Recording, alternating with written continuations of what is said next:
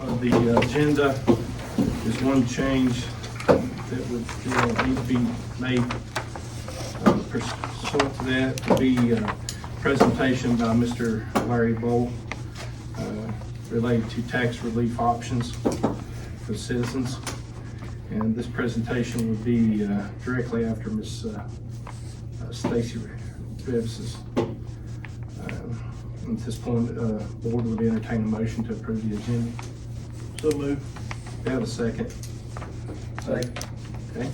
All in favor signify by saying aye. Aye. Any opposed? Agenda approved. First then on our agenda would be the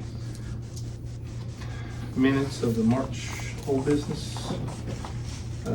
March 10, 2022 and March 29. I think the March 29 was the budget work session minutes. Okay.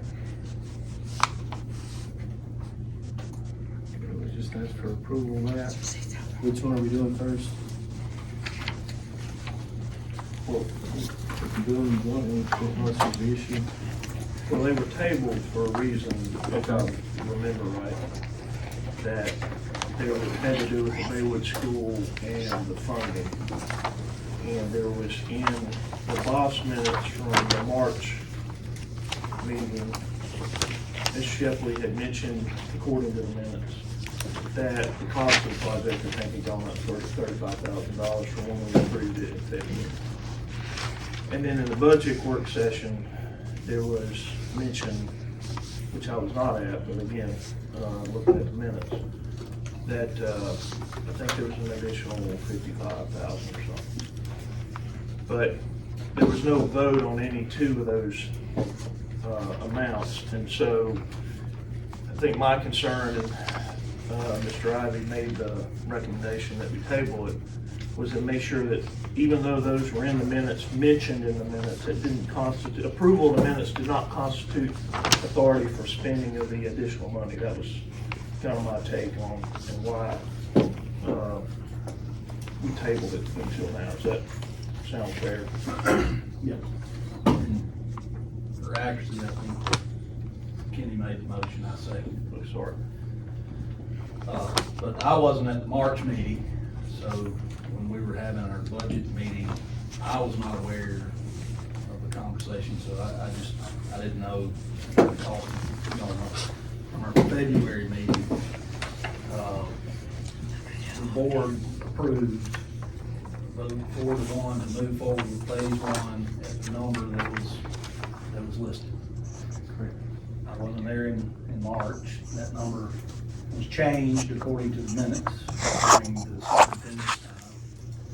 And then the next work session, it's going up even more.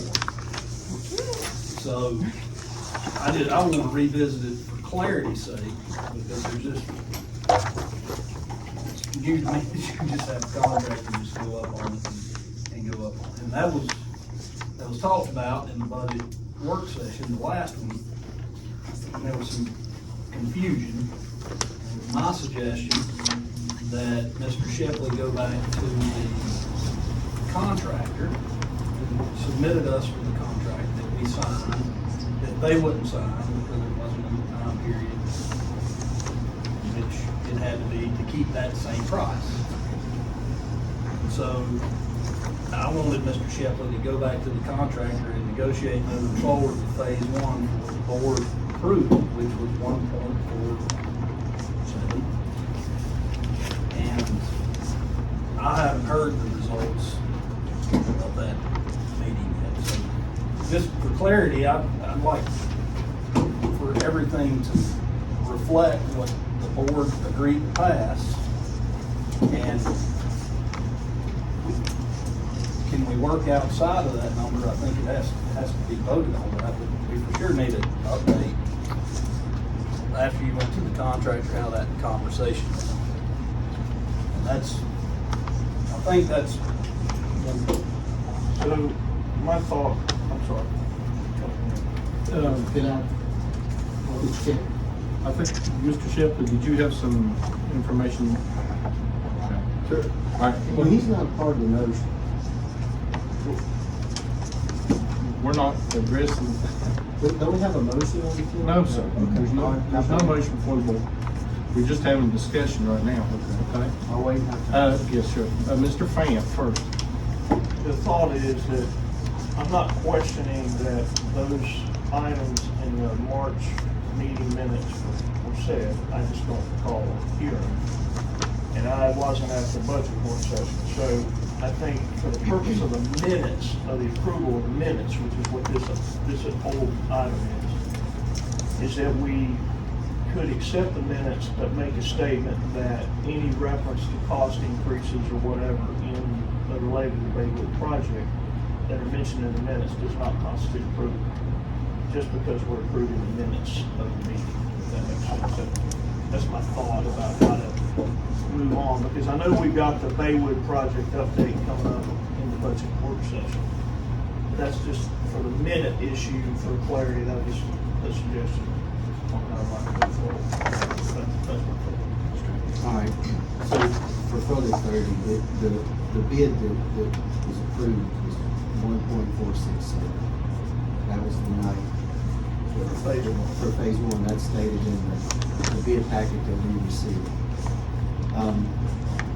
The night that you guys, or we, the board, approved that amount, I had been in the office with the administrator and deputy administrator, reviewing audio of our prior meetings, and this same tactic was used in that conversation to say we had already approved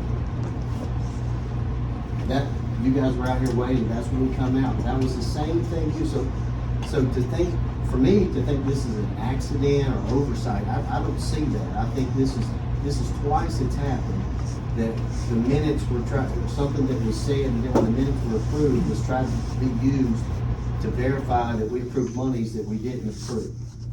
That has my radar antennas up pretty big right now.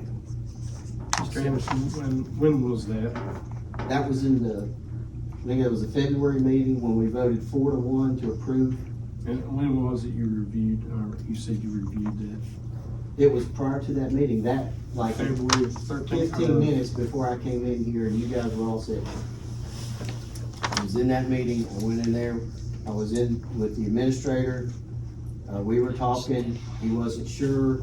Deputy administrator come and got us, took us to his office and said, here it is, you guys have already approved it. And I said, that's not legit. And then we come out here and everybody was waiting to convene the meeting.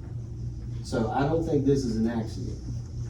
And there's other things in these minutes that are not accurate. When there's discussion, it says further discussion. Some of the discussion is worth noting in the minutes. Which minutes are you referring to, sir? Which one? Well, I'm referring to the one that on the table now, but I'm referring to all of them. Well, the ones in question are the minutes for, We're doing both of them right now? which one are you Okay, so let me give you reference an to? example. Is this, which minutes are these? March 10th or the Okay, let me 29th? So we're all on the same page. Literally, same page.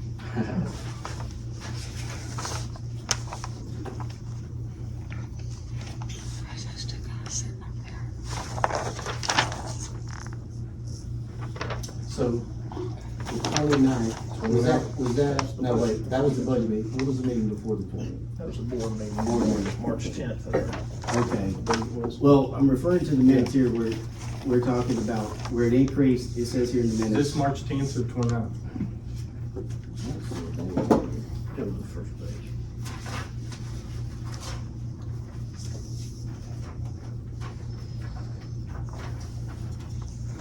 March 10th, okay, this is March 10th. Okay.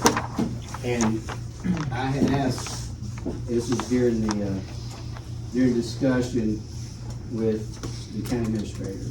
And I said, it's my understanding since we approved the 1.46 that's increased. And he said, and here it says it's to 1.5. He said it's increased 35,000. So that's kind of the big item I think that John had picked up on. But then when we go to the 29th, it has me questioning, where is the 1.85 million coming from?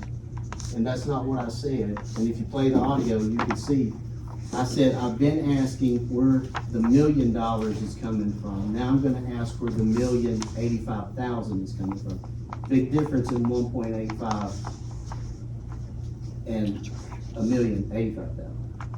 But there's inaccuracies all throughout the minutes, so I just think we need to address the overall issue of having accurate minutes, whether, if it's on audio, I don't know how it could be so skewed.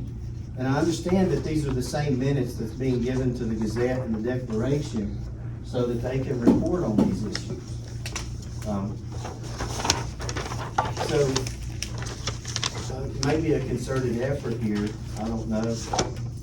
But one time I think it could be an accident, multiple times, and when I'm taken into an office and told, this is what you all said, you've already approved it, and then this happens, I see a pattern. So I just wanted to put that in. I hope that makes it on the record. I hope that makes it in the minutes of this meeting accurate.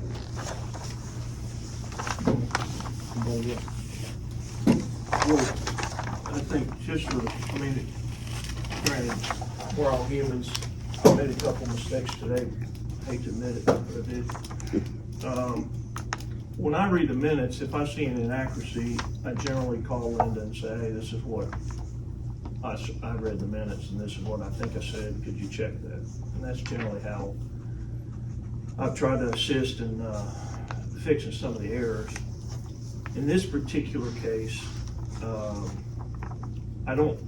think, whether it's 1.85, I think, that needs to be correct. I don't know what the number was. I wasn't at that particular meeting. But in the case of why these things got tabled, the February meeting, we approved, the phase one. But the next two meetings had numbers in there that potentially could give the impression, once we approve the minutes, that approval had been given for the additional spending on the project. And to me, from a fiscal oversight and, just legal standpoint, I think if we're gonna expend public funds on a project that is kind of outside of the normal budgetary process, then if there's a change, then that should constitute a vote by the board. I think it's appropriate for Mr. Shefley to identify that there's a change, but that change then should result in a vote by the board, either to approve or disapprove.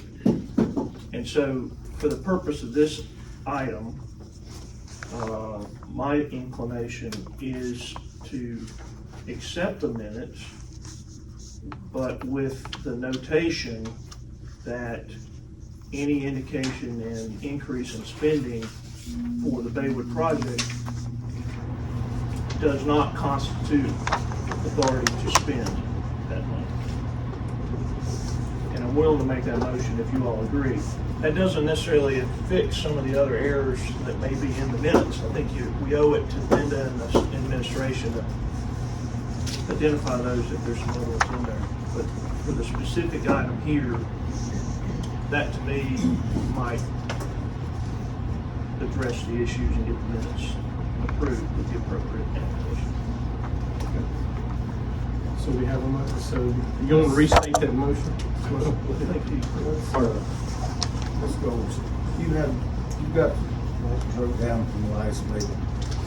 And are you saying we need to actually vote and have consensus on the 30,000 is proposed spots on it and all that?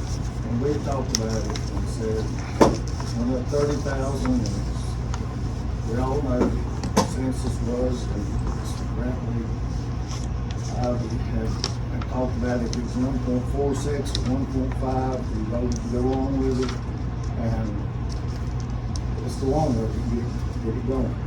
And we've been working on something for 4 years. The one, then they come back, it was at 50-some thousand. 50,000 will come back on them, and that's when I said, this is enough. Take out the plumbing upstairs or whatever, but stick to 1.5.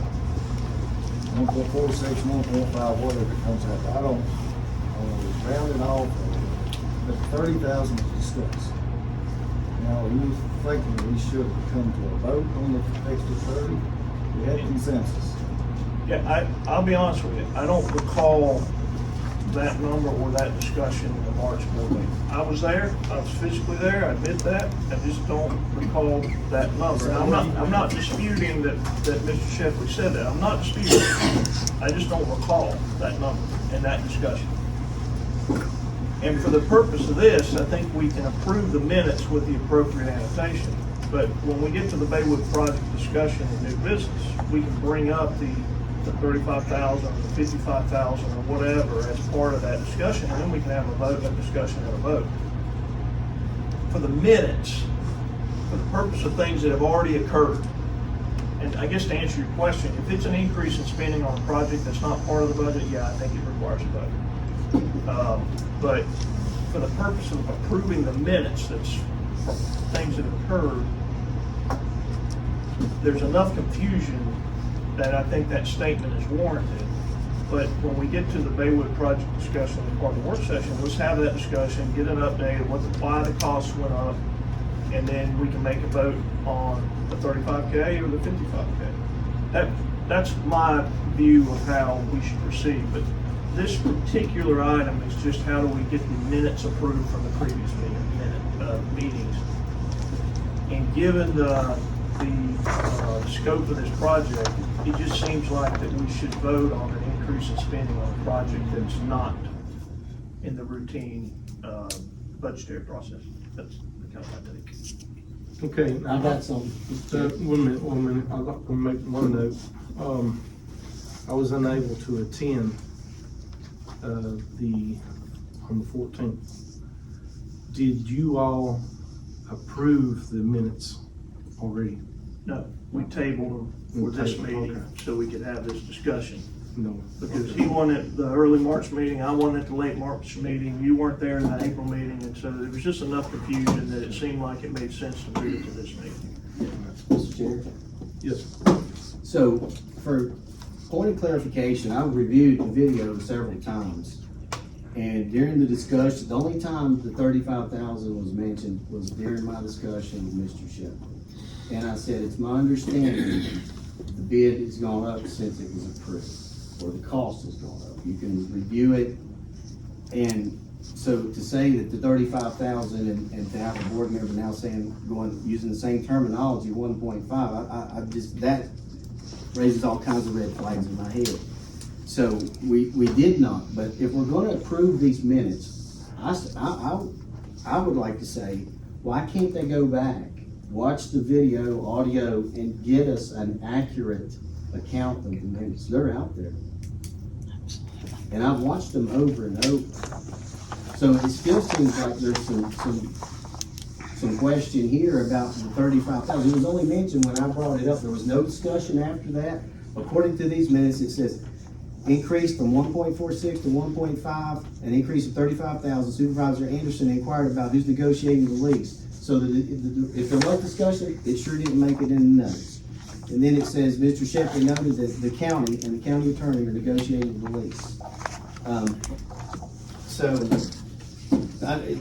This is a pretty big deal, and I think there's an effort here. I might say, I think there's an effort here. It's like a cat getting in the litter box and trying to cover up their mess. This 35,000 has already been signed off on. So, and I know you guys had your meeting before we came out here, and you were figuring out what you were going to do and what Zeus said and all that. I was standing there at the door, I heard the conversation. So this stuff is supposed to be done in public, above board. We're not doing our citizens any justice when we try to do these things behind closed doors. Did Mr. Shepley read, or he come out with the minutes? Can you read that? Yes, sir. So just, using the recording, and writing down what happened verbatim, Mr. Ivy said, this is where I think you need to do your job. Mr. Shepley, this is the budget work session. This is Yep. the 29 March, not the 10 March. Yeah, That's right. we're on a different minutes. The board has We're on asked you 1.5 to, The 10th. is it okay for him to interrupt me, Mr. Chairman? What, I think we both interrupted what was you. the meeting, I interrupted. What was the date of that meeting, Linda? I'm sorry. The date of this meeting that I'm reading from? I don't remember. I mean, It's March 29th. I think probably, The budget session between, I kinda lean toward, Mr. Anderson's, recommendation. I mean, we'll sit here and nobody's sure. I think it would be maybe proper for staff to review the minutes and then provide the board with those minutes prior to our next meeting. And we have our opportunity to review them and then vote on them at that time. And the chair would entertain a motion to table it till that next, meeting. I second that motion. Well, I can't make the motion, I so. thought you said the chair. I said I would Oh, entertain it. All right. I cannot. I will make the motion as stated by the chair. Is there a second? I'll say. Okay, is there any discussion? Okay, hearing no discussion, call for vote. All in favor signify by Can saying we get a roll aye. call vote, Mr. Chair? Mr. Anderson, Yes. Mr. Fan, Aye. Mr. Ivy, Aye. Mr. Bill, and I also aye. Okay, And if I vote nay, I'm gonna get a reason for it. Now, yes, sir. if you're going to, degrade our integrity, Mr. Shepley, or me, or anybody else here, then you're in for a long 4 years. Well, you got 2 years, and let me tell you, you degraded your. Listen, integrity. we won't, if you wanna have discussion after this Well, meeting, somebody's gonna point at me in a meeting Exactly. and Well, challenge me. both You ways. need to call him down. Well, I'm calling you down right now, and right now, we're moving on to the next item, and if you wanna discuss it with Mr. Belton, the next time. The motion had already been completed, there's no more discussion, so to allow him to That's right. discuss was out of order. Okay. Let's, I'll discuss it with you also myself. when we get done. We can discuss it right now, I'm not a child, I can. Listen, what I was discussing, I was kinda getting an update since I wasn't at the last meeting. So, nothing going on behind closed doors, any appropriate. Okay, next we'll move on to the redistricting option. Stacy Rich. Where do I need to be? This is a little different format and I don't want to block video. It is for us. There you go. Really? I can't get back there. You can come into the corral. Is it safe in the corral? As long as somebody will come get me out if I get in trouble. They'll be there. You can call it Coliseum. There'll be a chair and you can sit down. Just sit, really? Yeah. So I'll get your files. I'll just scoot the whole thing. He's afraid I'll dump it in the floor. I don't want to get in everybody's way while they're trying to watch. So I'm in the hot seat now. I'll just let her go. Okay, so this is an update on redistricting, re-precincting, what we have been talking about before for a while now. And I'm kind of going from that March 10th, where we were at that point, and moving from there, okay? And I've got 2 of my board members that are here, so if I forget something or misspeak, you guys hop in and correct me, okay? First thing, I sent an email to Mr. Shepley and Mr. Smith, and I think Mr. Shepley probably forwarded that on to you guys, just with an overview of where we were, recruitment efforts for officers of election, because that was a big issue when we were talking about the redistricting and re-precincting. So I just want to kind of highlight some of those things. What we had been doing, as far as reaching out to folks, I have talked to the guidance counselor at the high school because it was suggested that we talk to the school board, and Gloria Price, our board secretary, actually spoke with Mary Paisley, and Ms. Paisley indicated that would be more something we would work out with the school as far as talking to the high school students about registering to vote, kind of have the early, future service as officers of election to build up, some of that staff that we will need for election day. So I reached out to the guidance counselor, Angel Halsey, and I've also touched base with the social studies and history teachers about, talking with them and setting up some kind of forum to just share that info with the high school, especially senior class, because they're the ones that will be hitting that 18-year age mark.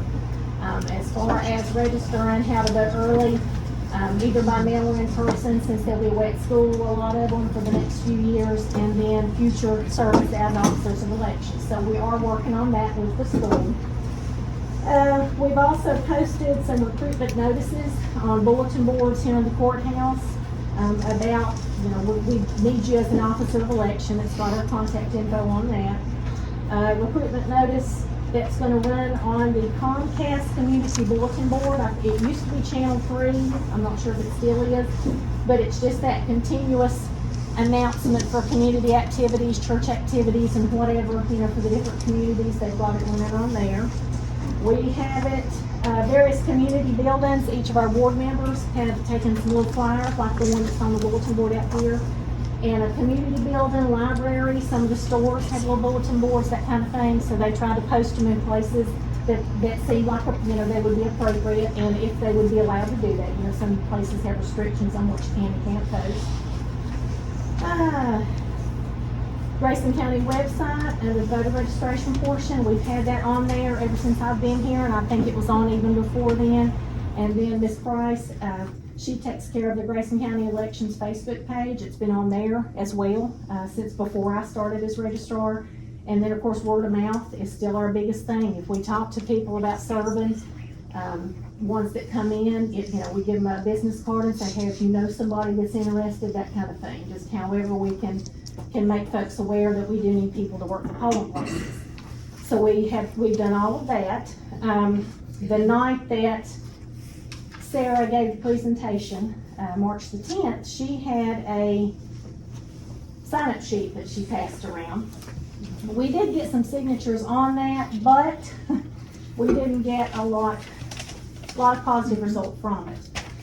We had 3 people, we had 10 that signed up altogether. 3 of them were elected officials. Well, that prohibits them right off the bat, because an elected official can't be an officer of election. 1 person was already an officer of election, so aside from cloning, we can't do her again. We had 1 that has worked for us before, but we actually had to let that person go because they could not perform their duties in a nonpartisan manner after several warnings and discussions, so we didn't have an option with that. We had 1 lady that does not live in Virginia. She lives in Bristol, Tennessee, and I talked to her once she moves into Virginia, whether it's Wythe County, Grayson County, or what have you. She may come back to talk to us about it. I've had a couple that, or 1 that I haven't been able to get a response from, either from email or a phone call. I had 1 that's indicated they will come in, but I haven't seen them yet. We did have 2 people from that list to sign up, and one of those people is a county employee, and the other actually brought his spouse with him when he came in. So we got 3 people from that list, but the next day I lost 2 others. So our net effect after that meeting, just from what had gone on there, is like 1 additional person. And since then, we've had some other changes where we have lost some people. I've had a couple of folks that had indicated they weren't going to work the June primary, which we have since found out we're not going to be having. But we are getting responses from folks that say, I just need to take a break. So that, again, kind of reiterates that we're working with a lot of these folks pretty hard, and they just want to take a break. We sent, with that email that I sent to Mr. Sheffley that he shared with you guys, we have an option 3 map.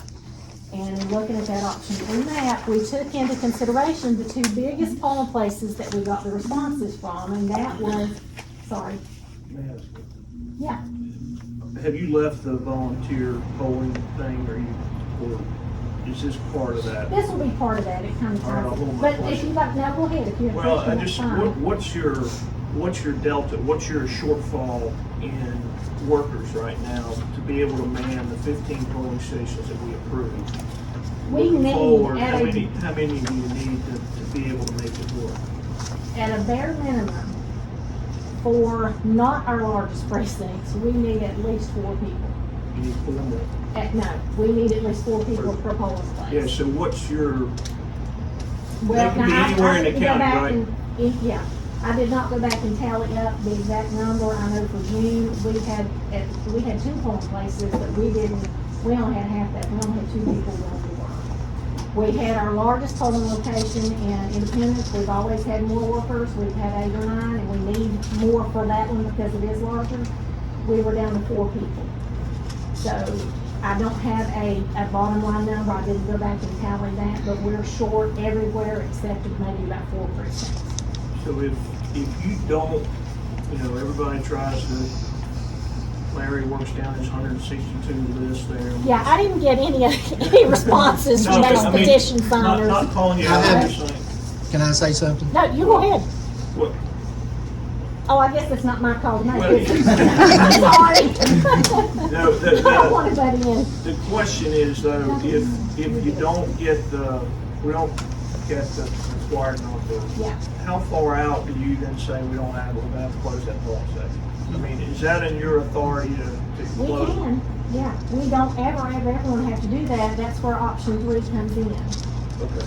Going down 2, it keeps the 2 that we had the most negative response about. It keeps freezing, it keeps coming clock. But it combines some of the others that none of us heard any.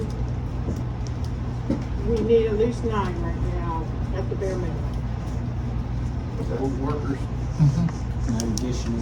not additional additional. poll workers to make it work.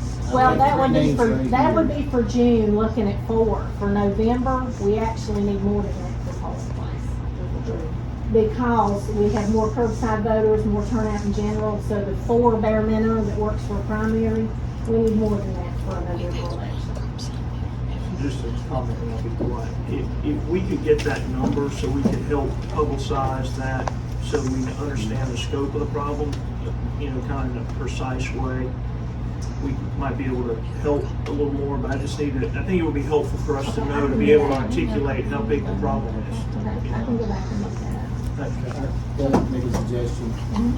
I've got 3 names here, 2 of them may for sure pan out of volunteers. I meant to get that to you 2 days ago. I've talked to Mr. Sturgill, who served on your board for forever, and he had indicated that there'd never been an issue with recruitment.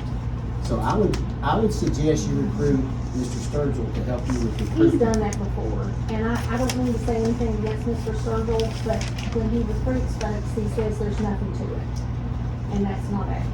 And we have had some issues with some of the folks that come on thinking, well, I was told there's nothing to this. Well, some of the issues that I've heard, and this, I'm just being frank with you, just laying it out there, is that some of the ladies that they have, and they said ladies, and I've heard this from several folks, that they had to deal with were a little condescending.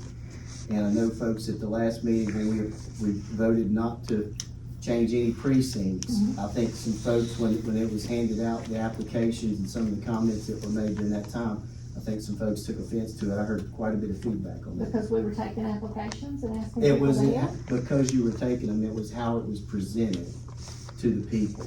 As if Oh, you all because are we here, you hadn't don't heard want, anything like you don't want that. us to close, you don't want us to close the polls? Well, here, I've got something for you to fill out. It was kind of condescending. I agree. I thought it was myself. That we're Just throwing asking that for out. folks to I'm help. just throwing that out. No, it's how you ask. In I that don't meeting, you see wasn't. anything wrong with asking for folks to sign. I don't instead either, of their but motion there's a on way it. you can ask, and then there's a way you can ask. And I'm just sharing that with you, just so you're having the feedback. Okay, well, And I've got you if some we names, don't and I'll have, continue to work. yeah, if we don't have the folks to work the polls, we can't open them, and that's the bottom line. We're doing word of mouth, we're doing online, we're doing, I will continue to try to help you, yes. This And this we is need maybe to a know. side note, we'll let you go ahead and continue That's your fine. presentation. that's fine. I lost my train of thought now. We're And about to one get, other thing, and we're about to I don't get into mean the. that's fine, and I don't mean that, but a lot of these things that I guess come out, we're not hearing any of this until we, come in here. So, I don't know how else to do it, but to say, hey, we're hurting and we need help. So you're here standing in front of me, are you somebody that would be willing to do that? I personally don't see how anybody could have been offended by that, but everybody perceives things differently. So if it was presented in a condescending manner, that was not the intent. The intent is, we're in trouble and our elections are in trouble if we can't remedy, the problem that we're having. That's where the option 3 map comes into play. We kept open the ones that we heard about. The ones that we are looking at combining, the option 3 goes from 15 to 10. Nobody has a lengthy drive. We did take into that into consideration for Combers Rock, so you don't have that lengthy drive anymore. Combers Rock would stay open, Flatbridge would combine with it. If you've looked at that map, you kind of have an idea what our intent, what the combinations were there. But we need, like, by middle of August to know where we're at and what we're doing, because if we're gonna have to go ahead with the option 3, like right now, we don't see any other options, because even with all of the attention that got, we're no better off than we were before that March 10th, where that was voted on. As far as our numbers of people overall, we're not, hey, we've got 20 more people or 10, we've got maybe 1 or 2. And we're not hearing anything from anybody, even utilizing all of the sources that we are to try to get folks to step up and step in. Could we let you go ahead on this and present your options, and then if the board maybe has. Now, do you have the option 3 map that was sent? Okay. I have some more copies Okay. if you want So, copies. do you need to speak to any more of that, or just want us to look at it? That's something, you go ahead, Cory. You mentioned the incentive, the pay incentive. or something? Yeah, so I think somebody else, it might have been, Ms. Anderson, that brought up the pay incentives, we have talked about that. We've looked at and got some information, what other registrars, what other counties around the state are paying, and we are right smack in the middle. We're not way high, we're not way low, we're right in the middle. One thing that we had talked about is, as far as the pay incentive, we pay them for election day. When they come to training, we pay them mileage, so we had talked about maybe offering an additional $25 plus mileage for the training session. So upping that pay a little bit that way, because that had been brought up before, so that's something, if that's something you all are good with, we're certainly good with doing something like that, but just for your information, we're not way below everybody and we're not way above everybody, we're just like smack literally in the middle on what we pay. Do we have a copy of this option? Can you just go to a digital copy?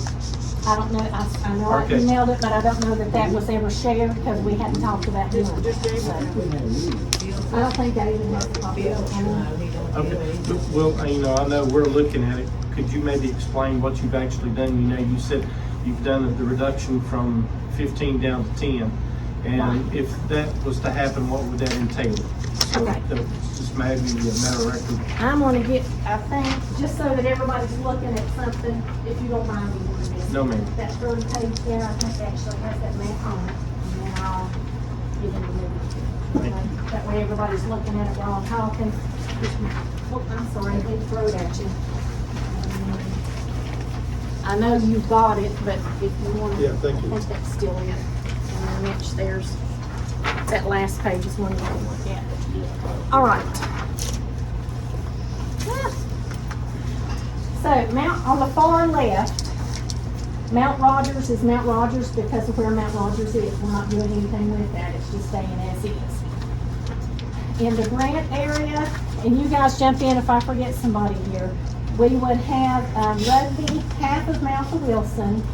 Then we would be looking at Troutdale and the existing Grant.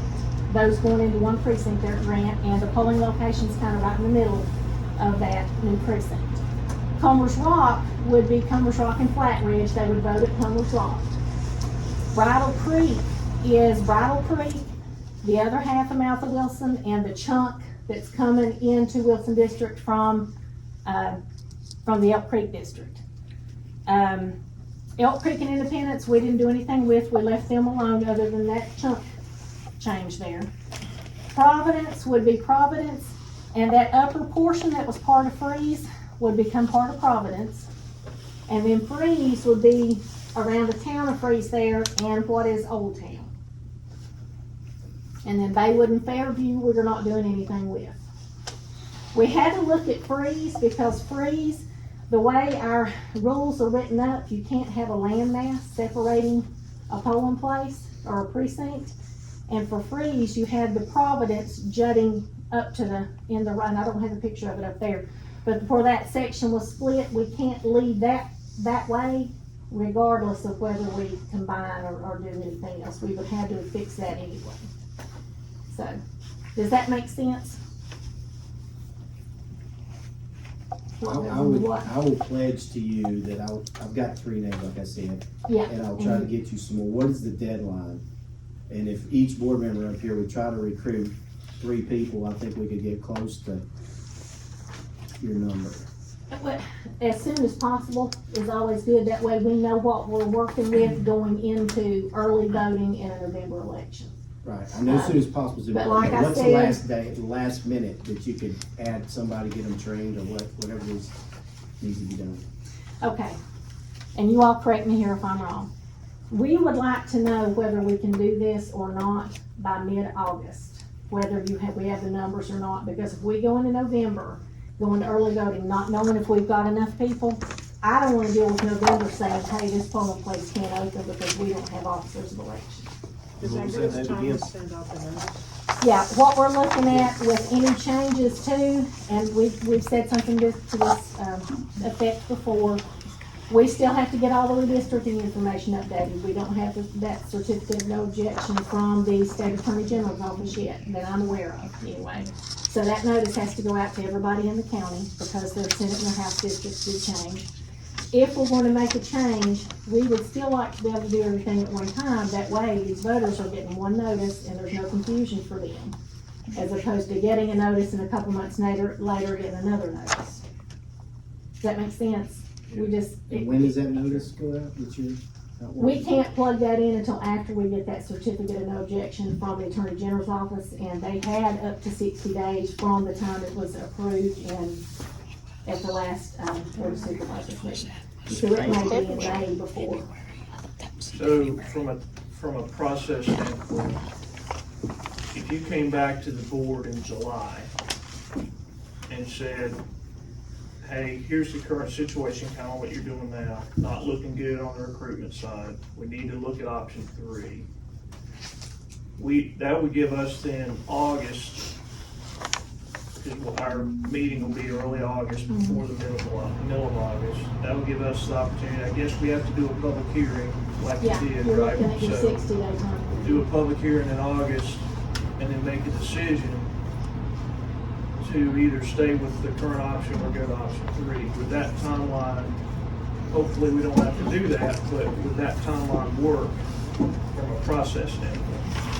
Legally, yeah, we would prefer it be sooner, like at least start in June. Because like I said, we'll start early voting September 23rd, which is folks down in the office. We would like to know who we've got to work with for November before that ever starts. So then, Mr. Chairman, then make, I don't know if we need to vote or what. Mr. Ivy, I think, has more discussion. First off, I know you've got a difficult task. It's a lot of Often we fun. come back 2 times in a It's row okay. saying you need some help. But the feedback that we're getting from our constituents is don't limit any of the programs. So, you got a problem, we need to solve it the best we can. So the best I can tell, this is a nuclear option if something doesn't change. Would it be possible for you to give each of us in our district how many people are needed at each polling place? And let us help somehow Try to pull people out to do try to that. pull those. And as we go out to community events,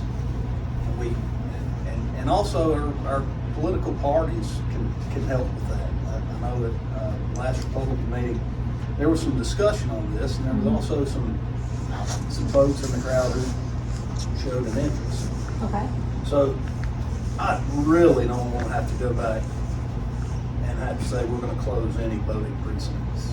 And if you could provide each of us Okay. how many are needed at each precinct and let us help, Okay. I'm certainly willing to do that. I can do that.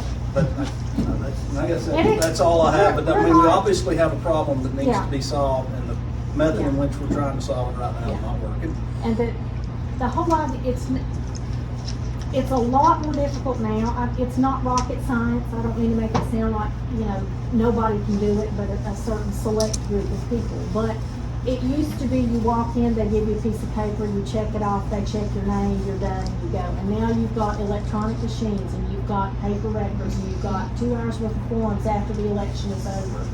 And all of these specific legal requirements on how to do this and how to do that, and it's not always just a common sense approach.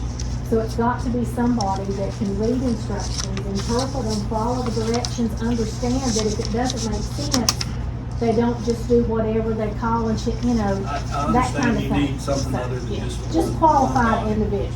Yeah.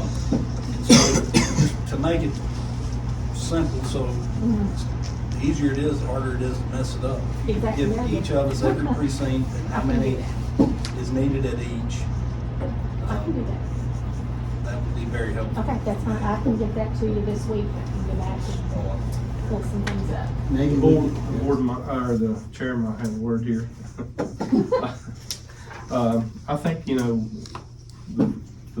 the turnout at the public hearing pretty well give the board a mandate that, there's no desire to see any cut. And actually, I've, with this item on the agenda tonight, I've already had people reach out to me that are in my district that are, strongly opposed to varying from what we had voted. And so I hope that we can do a recruitment effort and still work toward maintaining our polling places. Yeah, I mean, if we have the people, then there's not a question about it, but we've not, the last election that we had in November, if we had had one more person call and say, I'm sick or I can't work, there would have been a polling place that would not have been able to function. And several of them in that particular condition, because we were down to the bare minimum of what we could have to make it work for folks to be able to do what they do. So it's not just that we're willy-nilly saying, close them down, that's not it. We physically do not have the people that we need to do it. So that's the only reason that any of this is coming up. So I don't want you, to think that we're just trying to shut down and keep people from voting. That's not it. But we've just got to have the manpower to make it doable. So, but yeah, I can get, Can I say numbers and counts. Can I say something? Do it in the elections, right? Yes, sir. My name's Ann Beamer. I just came back in the March 19th from what they call boot camp for training. And I was up there with a lot of other counties, and they all have the same problem. It didn't matter how big how many precincts they had. The guy that had 200's got a major problem. The person that had 2 didn't know if they was going to be able to open both of theirs, and that's 2. It is apparently it's a statewide issue at this point. So I don't want you to feel like that it's just us. County. It's not just Grayson County. It's a lot of other counties as well. did you hear any solutions in all those people? Did they have any ideas? No, that you might contribute? no, they had, and there again, I'm new. I came in January. Some of those had been on electoral boards for like 2 years because this was the first boot camp they had or training session in person. And no, they are, they've used the same solutions that we've come up with going into the schools and doing the community involvement. I know there's a term for it, but I can't think of what it is right now, but it's like pulling the people in the community that have the most influence and getting them to help recruit. I gave Stacy a few names right after the other board meeting, and a couple of them passed away in the meantime. Oh. So, That's a hell of a way to get out of hell. right, yes, and, we're looking at we're looking at, if you look at our list of election officers who are wonderful people, they're not all young people, and they have worked for us for a long time, for many years. And So, they've got a tremendous amount of experience, and They it would do. be wonderful to have a new person be able to come on and work with somebody that's done it for so long, to get that, realistic view on how things work. But then you've got the older ones, some more experience saying, I'm out, I can't do I've it got to have again. a break, I yeah, can't keep doing what can't do I've it been this doing. long. And you can't tell them no, and you can't make them feel guilty about it, So, we're just in a fix, for lack of a better Mr. way Chair, to put it. maybe we could, at another point in time, discuss some incentives or sign-on bonuses for folks, but, meet some of these No, we're not deadlines. signing on bonuses, we're giving I them. can entertain a motion for consideration in the July meeting, maybe Yes, just for planning purposes for the staff, I think we need to make a motion, and we plan to have them give us an update in the June meeting, okay? So that we can then Have enough time. have enough time to react if we have to. And I'll get the numbers that you'd asked for, I'll get that to you this week, okay? So oh, sir. If this is such a critical thing that we have to solve, would it make sense to have an update at the May meeting? That's fine. Whatever you want me to do. I'd hate to wait for the last second to be mad So maybe just, every month until Just an update until election we day, get- we need maybe an update. Staff to make sure that's included. And they probably don't need a motion, I guess, on that, start rescinding the motion. Thank you all. Thank you very much for your work. Just leave the chair. I don't, oh, you can, okay, I'm sorry. Next, Mr. Larry Bolt. I'll tax leave the relief hot option. seat. You got mine. I wanted to stand up. She's gone. Anyway, thank you all. At last meeting, I gave an update on our tax relief programs and especially for the elderly disabled. And we were at the end of that discussion, and I had proposed maybe some increase in the guidelines. And I had given out a nice pretty little chart and comparing a sample. I did a sample of 20%, which amounted to like 70 households, of what they're paid in 2021 at a 59-cent tax rate. And then I got their new values for 2022, and I compared down to a 52-cent levy of what it would do, and gave you that 67% would increase an average of $40 a household, 23% would decrease $25, 10% was no change, for overall $21. Mr. Ivy asked if I would go ahead and, instead of doing a 52-cent, project it at 59 cents. Is that correct? Yes, sir. And I made some green comment that I would be more than happy to do that. So here is my conclusion, and I will pass this out to you. And you can see the top line, the levy at 52 cents. The levy at 52 cents, and that 67% increase. That was the information I had at the last one. And I went ahead and broke it down all the way from 52 to 59. I maybe threw in more than you asked, but I thought that was sort of good to look at. So, as you can see, as the levy went up, the percent of my sample now, of my 20% sample, as the levy went higher, the amount that saw an increase went up, and that amount grew. And then the ones that had a decrease to start with, their decrease lessened because their taxes was more. And then the no change didn't change much. And the last column on the right is the overall. So at 52, it was an overall increase of $21. All the way up to, if you ran it up to 59 cents, it was overall of $74. So that's the information I tried to supply. Thank you. Yes, sir. When you, I think your recommended threshold for income was 30K, is that right? Yeah, and right now, the income limit is 27.5, and I've made the recommendation to raise that to 30, and increase it 2,500 on household income to maybe get some more in. Yeah, my question is the rationale behind the 2,500. Just, I mean, I know it makes it a even number, but does that make sense? I mean, should it be a little higher than that? I mean, you know, Opinion.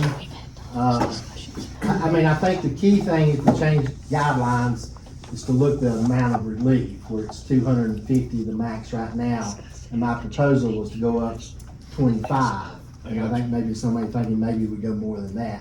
I think that's a key one to look at, and while I was throwing that out, I thought I might just juice up the others no, a and little I'm bit not too. critical of the process. I'm just wondering, you know, if the medium income is 32 or something in the county, it may be a little higher than that, I don't know. Right. But it's just a rationale, you know, a logic behind I'm Yeah, not and- disagreeing with the increase. I think it's appropriate. It's the rationale behind why that number. You know, and just thinking back on ones I dealt with last year, Yeah. we were having some that was getting close, that had been on maybe for a number of years and was getting close to that Okay. thing. And to give them another little cushion, I mean, Okay. I hate if someone's been on for 10 years and then their income increases just a little bit each year enough that it goes over the guideline and we have to kick them off.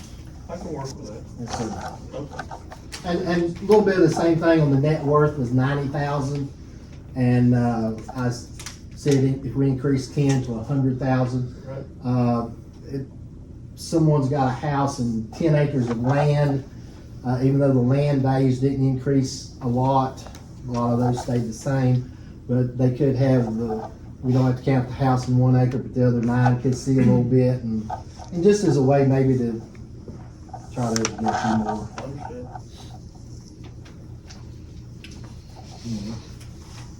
So we talked about disabled veterans, that's mandated. Right. When we talked about the other here, the Elderly or and disabled. Mhm. that is not mandated, that's at the discretion of this board, is that correct? The state says that counties can do that. Grayson County decided so many years ago to provide this. Now, it's up to you guys to provide the guidelines, the net worth, the income, how much maximum relief you give. At least since I've been on the board, we've made one prior adjustment, I'm not sure. And I think the last one was 2019, and I think at that time, we sort of looked at surrounding counties and sort of see where we were at, and we were on the low side, so we sort of increased a little bit then, to get us up more even.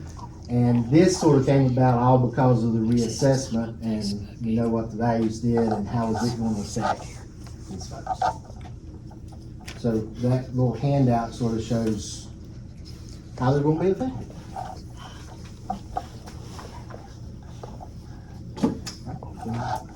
Thank you. While I'm here, should I give out another piece of information related to tax levies? I know there's a lot of discussion what the levy's going to end up being, okay? I thought it might be good, and I did this 6 years ago. I gave out some scenarios, and this is probably more not to discuss right now, but to take, I don't mean homework, I don't mean that, but to maybe to study it some, and I just want to sort of explain to you. My first scenario, if you look at the top one, is someone that has a house and 1.25 acres in the Elk Creek district. You see the 2021 value was $172,000. The 2021 taxes at 59 cents was $1,015. That particular place increased from 172 to 230, 200. And then I listed out the levies. If the levy was at 52 cents and 1197 compared to 1115, and then taking it all the way up to 59. I just listed different scenarios there to sort of see the effect. From the upper half is houses, small acreage, a couple in Independence, a couple in Freeze, a couple mobile homes. The bottom half is more vacant land. There's a couple there with older homes on them with very little value. But you can, and you can see where a lot of the land did not change. And, you know, if you go down 1, 2, 3, 4, 5, 6 on the bottom, down on the bottom section says old house plus 81 acres in the Providence district was at 264, 100, and it went to 267, so it increased just a little bit. But you can see, you know, the majority of that's acreage. And you see what the levy does to that all the way out through there. See, if it was to 52, that would be a decrease. But if it gets, and the bold was sort of where the break point was, where you went over what you paid in 2021. And you see a lot of the land, it goes all the way out to 59 cents. A lot of the houses is in the first column. I sort of did that 6 years ago, and I think maybe it helped a little bit, just some real life, and these are real life people. May even be some folks in this room included on there, but with no names, of course. But to see what their situation was. Just thought about it. Yeah, thank you. Thank you. And if any questions anytime, you know where I'm at. Thanks, Larry. Next, we, Doing agenda, extra work. Mr. Andy Fowler. Teachers Sheriff's pay Board, less. DOT, Step up. VDOT. I'm Andy Fowler. Had a chance to meet the residency administrator, Whitfield Residency, and James Swartz, he's the assistant. And just to help us through this work session here, I have a couple of documents I'd like to pass out. And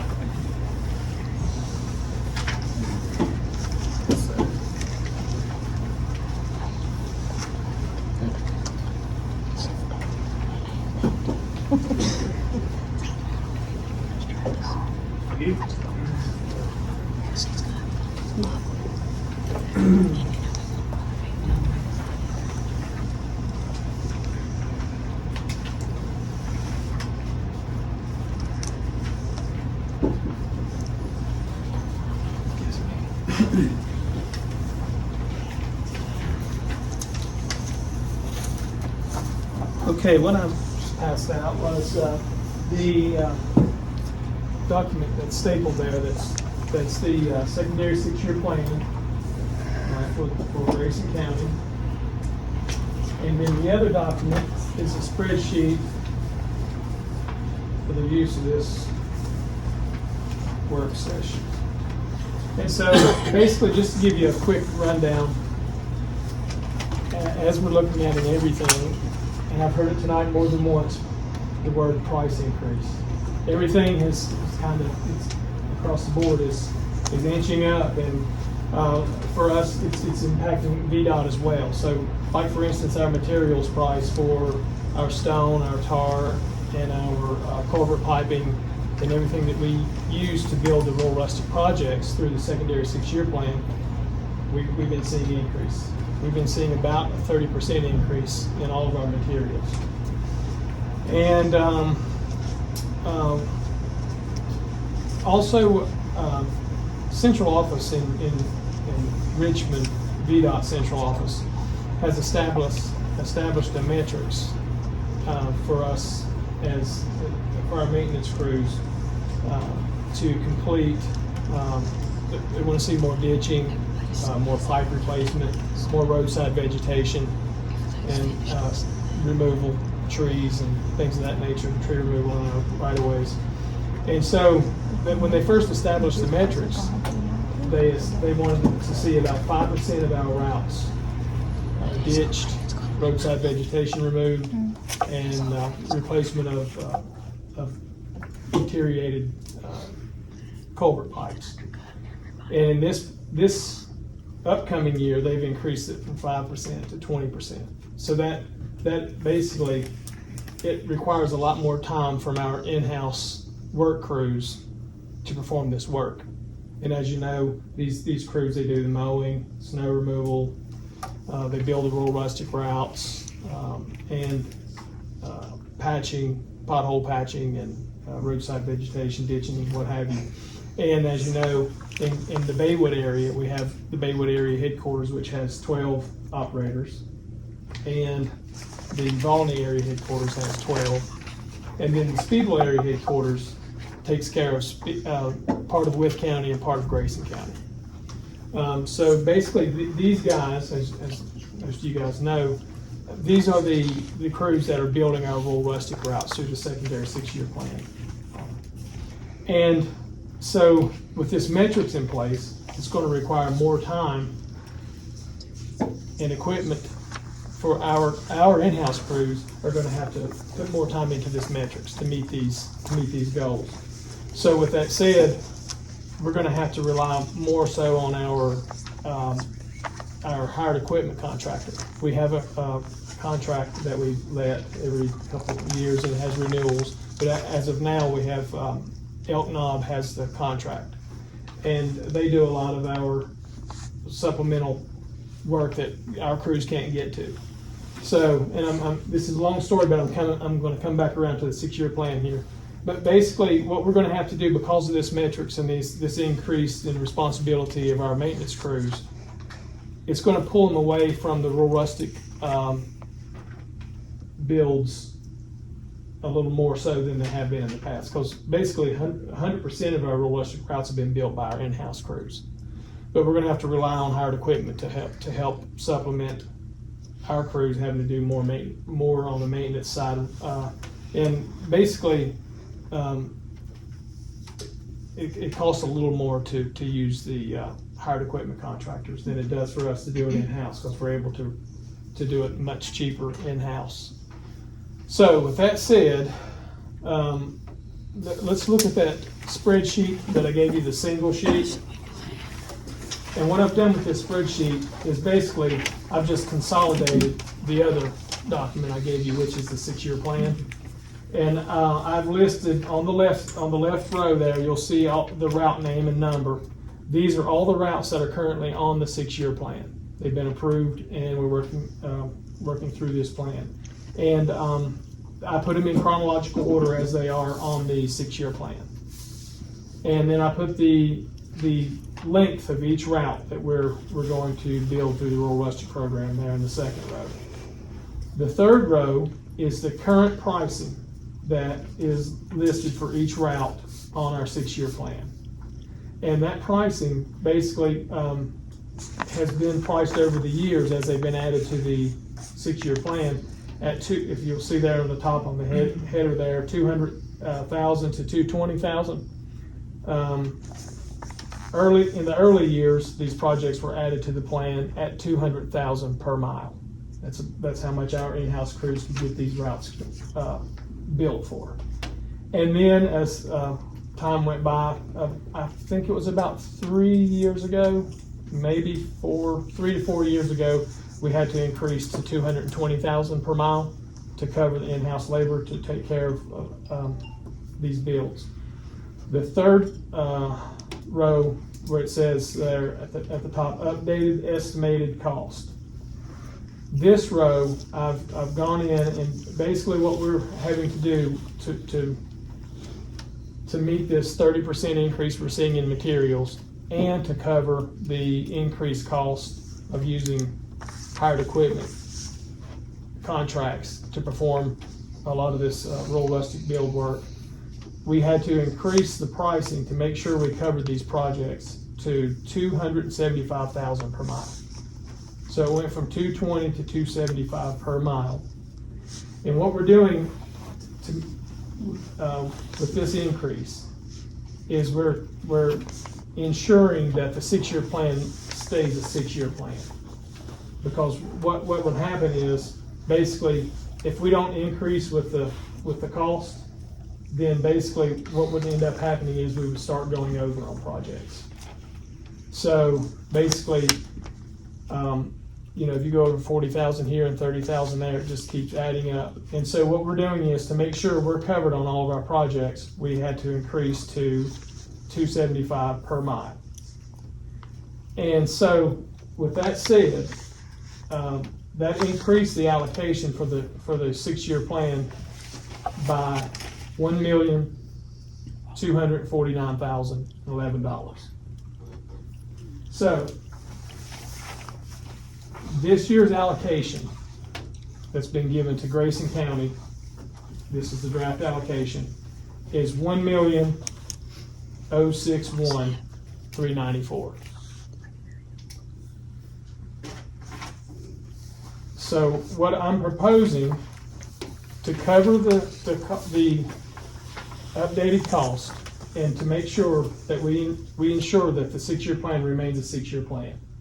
And what I mean by that is, we have the allocations, we have the funding in place to get every road that's on this plan completed within 6 years. To do so, what I'm proposing is that we apply this year's allocations of $1,061,394 to update all the projects that are currently on the 6-year plan, to update the pricing so that we can keep it a 6-year plan. That way, no project falls to the wayside. Everything still stays, it stays on schedule to complete these routes within the 6 years. And so this comes short about $187,000. That's completely funding all the projects that are currently on the plan. But what I'm anticipating and hoping, obviously, that this inflation, these inflated costs that we're experiencing, at some point, hopefully over the next 6 years, we're going to start to see those level off and hopefully come back down. And with that said, we anticipate at this $275 per mile that we've updated the cost to, we'll be able to get the projects done for that amount or less. So what our goal is to, we would much rather come in under on the projects. I'd rather come in under 20,000 than go over 20,000. So every project that we come under over the next few years, and especially if the pricing starts to come back down, we start to really see significant gain by coming in under on projects over the next 3 to 4 years. That money is not lost. It stays in the plan, and then it's reprogrammed and reallocated on the backside to continue adding routes. So obviously, I come with bad news that we need to upgrade our prices to meet today's cost. But the good news is the allocations this year, they nearly cover it. So normally I come to you guys with allocations and we start discussing routes that we can add to the plan. So basically, with the price increases, to make sure we cover, keep it a 6-year plan, this year we don't have allocations to add routes to the plan. That will come next year.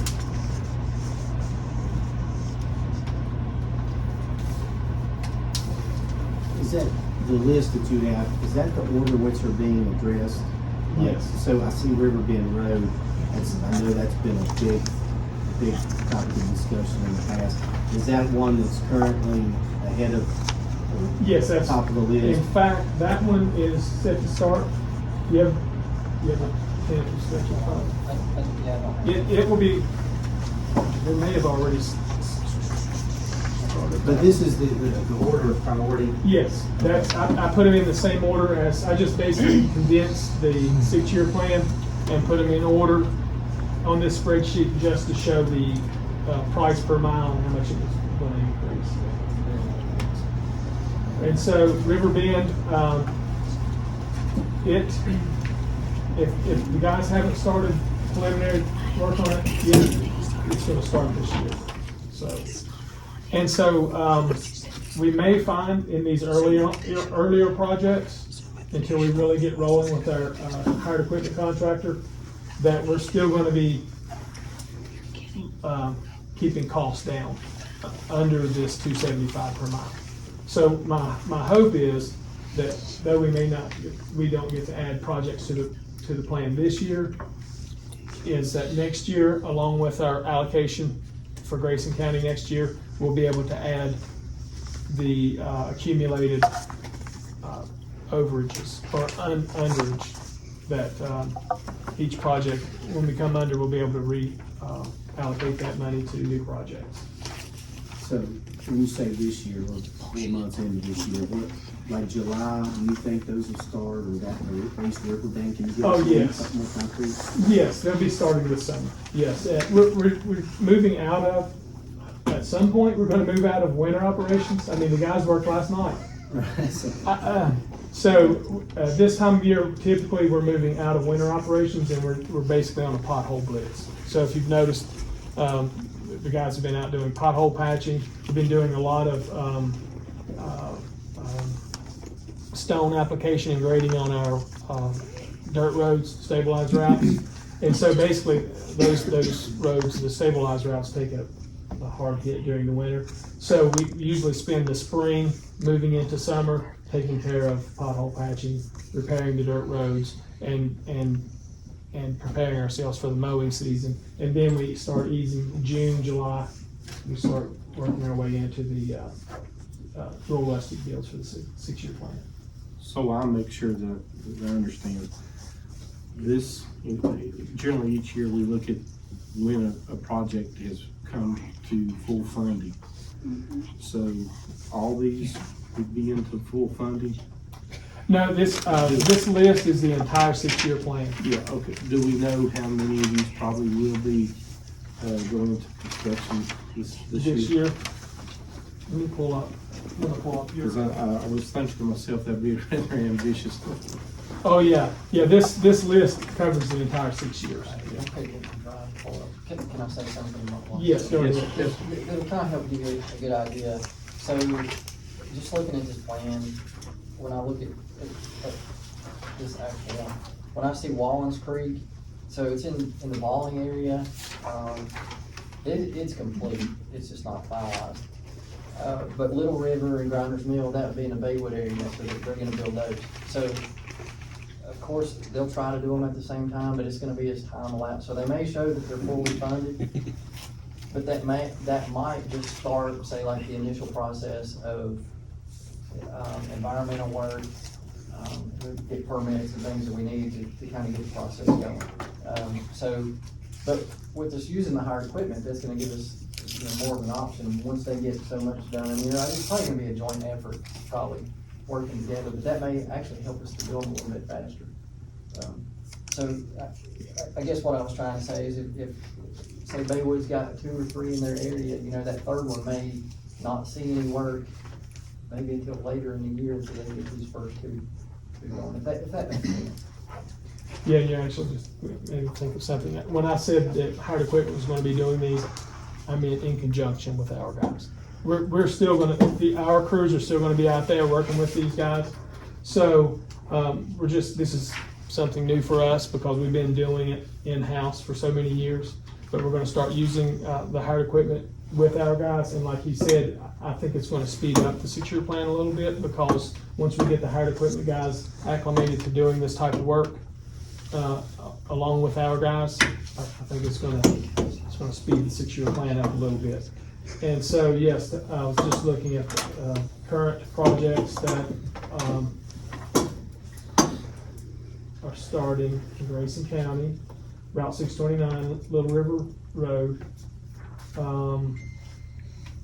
Pipe installation is complete, so that one has started. And then Grinders Mill Road is set to begin as well.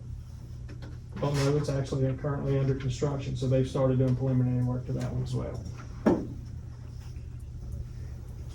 So,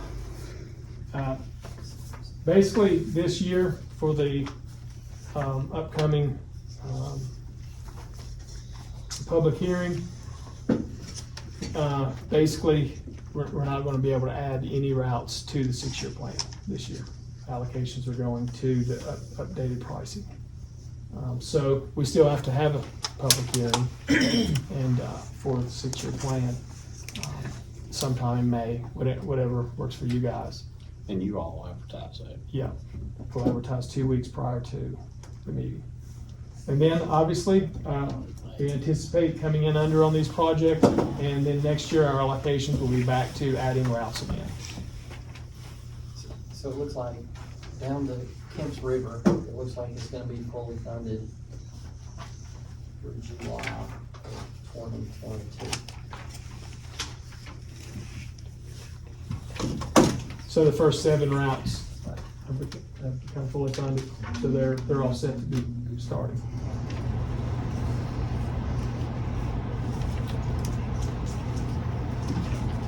Mr. Chairman?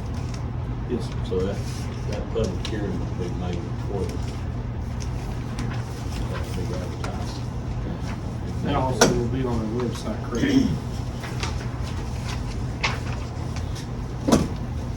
That's our regular board supervisor. That again, I'm sorry, May 12th. May 12th.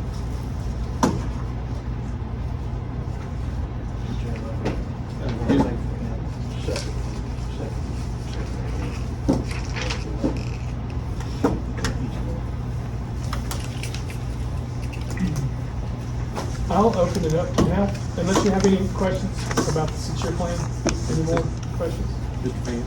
Not related to 6-year plan. Yeah, I was gonna open it up for anything else that you want.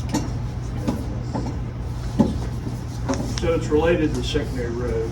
A couple of residents mentioned about possibility of closing Greenhouse Road, which I think that's the name of it. It connects Powerhouse Road and Peach Bottom. It's a dirt road, got a little ford through a stream. They've asked about the process, so about closing that. Could you explain that process a little bit, maybe educate me? Well, basically what we do is, obviously, this is the first step. And then I'm gonna get with Pam Heath, you know Pam, she's our engineer for residency. And then she just basically goes through all the regulations as far as abandonment, or which option would be the best, closure, abandonment, what have you. And then what I'll do is, I'll present this to her, and then she'll basically just spell it out exactly how the process goes. And then I'll have Pam email that. What we typically have been doing, want to keep going that way, is I'll channel it through Mitch. Yeah. And I'll email that to Mitch and get it to you. And then, you know, from that point, you can just start down the process. So I'll get it to you. 6 months, how long does it normally take, any idea? Roughly? I don't know. It may be another It's been a while since we've maybe been a- in the route. So Yeah, okay. we'll let her start the process, Yeah. and then get the ball rolling, and then we'll keep you in the loop. Great, thanks, Amy. Thank you, sir. So, could I ask you a question? So I've had some folks recently on 21 and 58 come up with some issues. One on 21, just outside of Independence, they were asking if it could be like a mirror put up. There's a lady that has a daycare right there, and it's a really bad curve. Is that going to 6-year plan, or is that something separate that we can address?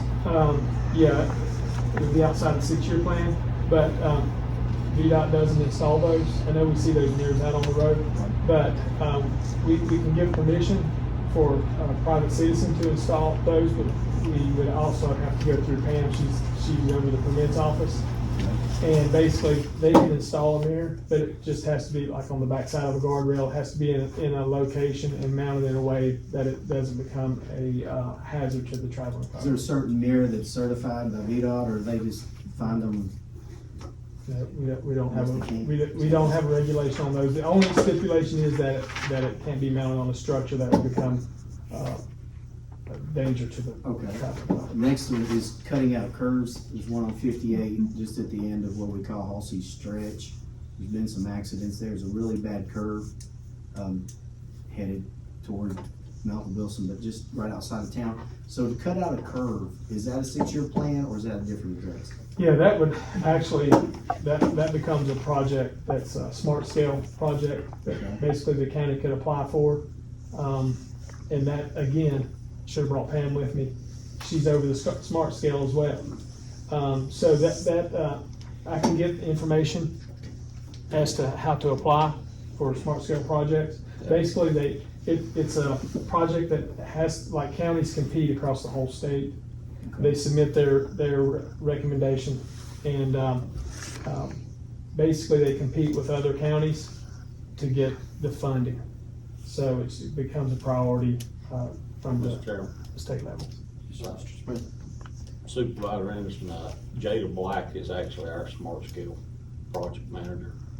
And so you could work through her to add that. Yeah, Jada, she works with Pam all the time on stuff like this. So. Would that be the same for guardrails if you needed like you got some No, embankments? Or that's something else. If you have guardrail issues. what would that be a 6-year plan or? No, we just do that through our regular maintenance, and we also, the county has an allocation separate from the 6-year plan and separate from our maintenance budget that we receive each year for county, it's county safety funding. Okay.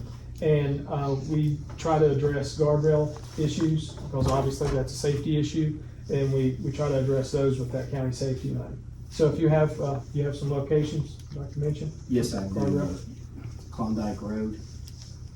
It's probably off of 58, probably a mile and a half out, mile and a quarter or something like that. It's an embankment. It's going straight down forever. And deer cross right on both sides of that curve pretty frequently, so you never know which side they're going to be on, and there's no room for error, and there's a lot of young people that travel that road. And the others I would have to write down and get the names of. Okay, and there again, if you would, just get a list of Mitch, and he'll shoot me an email, and we'll go review the areas and measure them up for guardrail. Thank you, I appreciate it. That's all I have, Mr. Chair. Anyone else? Chair, I'd like to thank Ms. Heath for her assistance on an issue I had in my district. She was very helpful. It may not have been the answer that the residents were wanting, but she was very helpful in explaining the situation. I'll pass along the kudos. Just for the record, notes, I had already discussed one road with James down at the Baywood store, so he's already got it. Mr. Don Baker had asked me to mention that to him, so he has the details on that one already. And just so you guys know, just anytime you have an issue, don't have to present it to the board or whatever, just shoot it to Mitch, and he does a good job of getting it to me, and then we get right on it. So we're here to help you guys take care of the routes in your county. So. Thank you, sir. Thanks for what y'all do. Thanks. Thank you all. We've been at about an hour and a half. At this point, I'm gonna call a brief recess, about 5 minutes. Reconvene shortly with our meeting.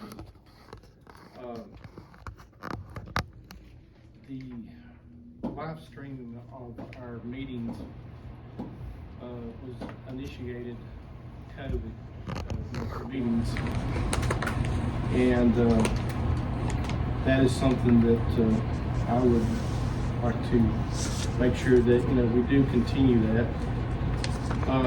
It has been general policy, or not policy, but in the past we have not broadcast work sessions, and the work session tonight is not live streamed, for clarification.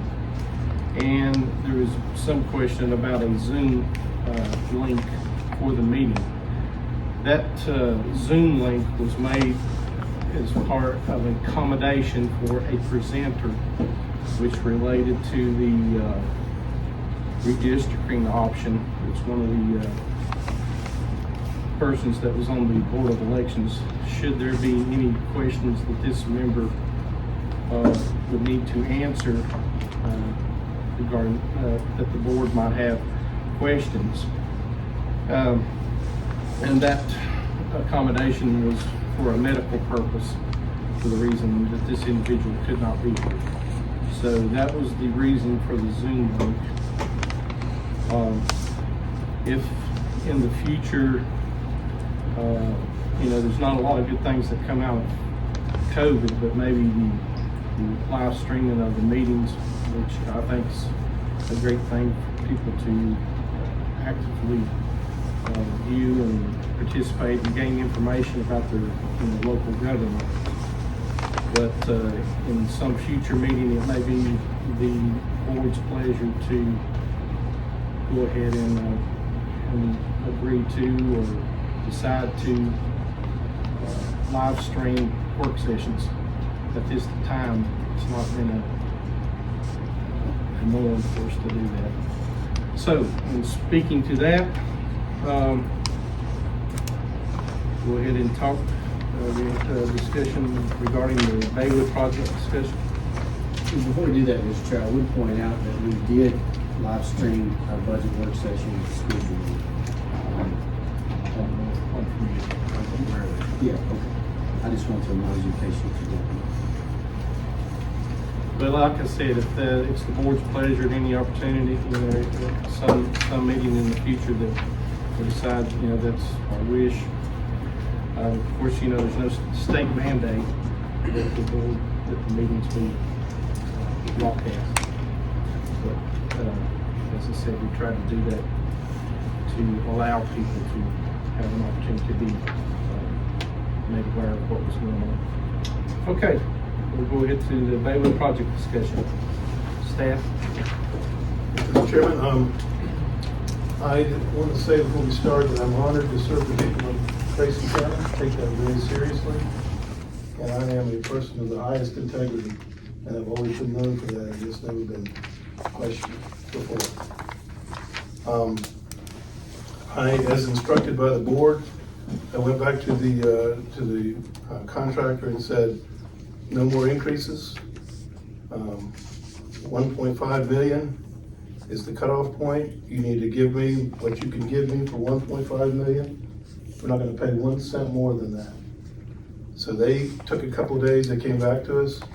They gave us a sheet of things that they said they would have to reduce in order to get it down to 1.5 million. We reviewed those with Yancey, our engineer, and felt that those changes were minor and that would not affect the project. And we felt comfortable with with how we had gotten into that 1.5. I contacted the chairman and said, I think we have a successful negotiation to get it down to 1.5, and so we don't delay any further and have prices go up even higher like as had happened before. I called the chairman and said, I'm gonna go ahead and sign the contract. That's how we got to the point that we're at right now. Certainly, I completely hear what Supervisor Fant said about process and clarification of process. I think there's that's a very valid point. That was the way I understood the board to be directing me. I took actions based on what I believed the board was telling me to do, not for any sort of trying to get around the corners or do anything in any way other than do what I thought I was instructed to do. And so we've successfully negotiated a $1.5 million contract. We have the healthcare component is from Tri-Area Community Health. It's very solid. They've hired people that are ready to move in when we're ready to move in. Rooftop has agreed to work with us on to do part of their child care services in the building. They'll have to temporarily do them in the gym and until we get their area ready to go. So we do have a second, not written yet, commitment to what is going to go in there. And I wanted to take a couple minutes and let you know that when it comes to the high-tech education center, there was a lot of enthusiasm at the beginning of the discussions and lots of players that came to the table that said they wanted to participate. Some of those players disappeared just a few months after we got started. And we had to regroup and figure out, okay, how do we want to move this high-tech education piece forward? And Travis Belton helped us a lot. We had, help from different colleges briefly during those discussions. The discussions went on for a long period of time in order to try to take what was tremendously wide array of opportunities and narrow it down to something that we could actually do. That really took off in the last, I'd say, 4 or 5 months when Al Wicks from Virginia Tech, one of the leading professors there, he's the head of Mechanical engineering. Mechanical engineering, stepped forward, and he'd been interacting with us some in the past, but he stepped forward in a very significant way and took a lead in the project. And he had his students, got his students involved in talking to us and coming to our meetings or through Zoom to tell us about the kinds of things they'd like to teach and the kinds of opportunities they thought they could bring to the fore if they were able to have this education center. We have representatives from Carroll County School System, from Galax, and from Grayson starting to participate in those meetings, and that had not occurred before.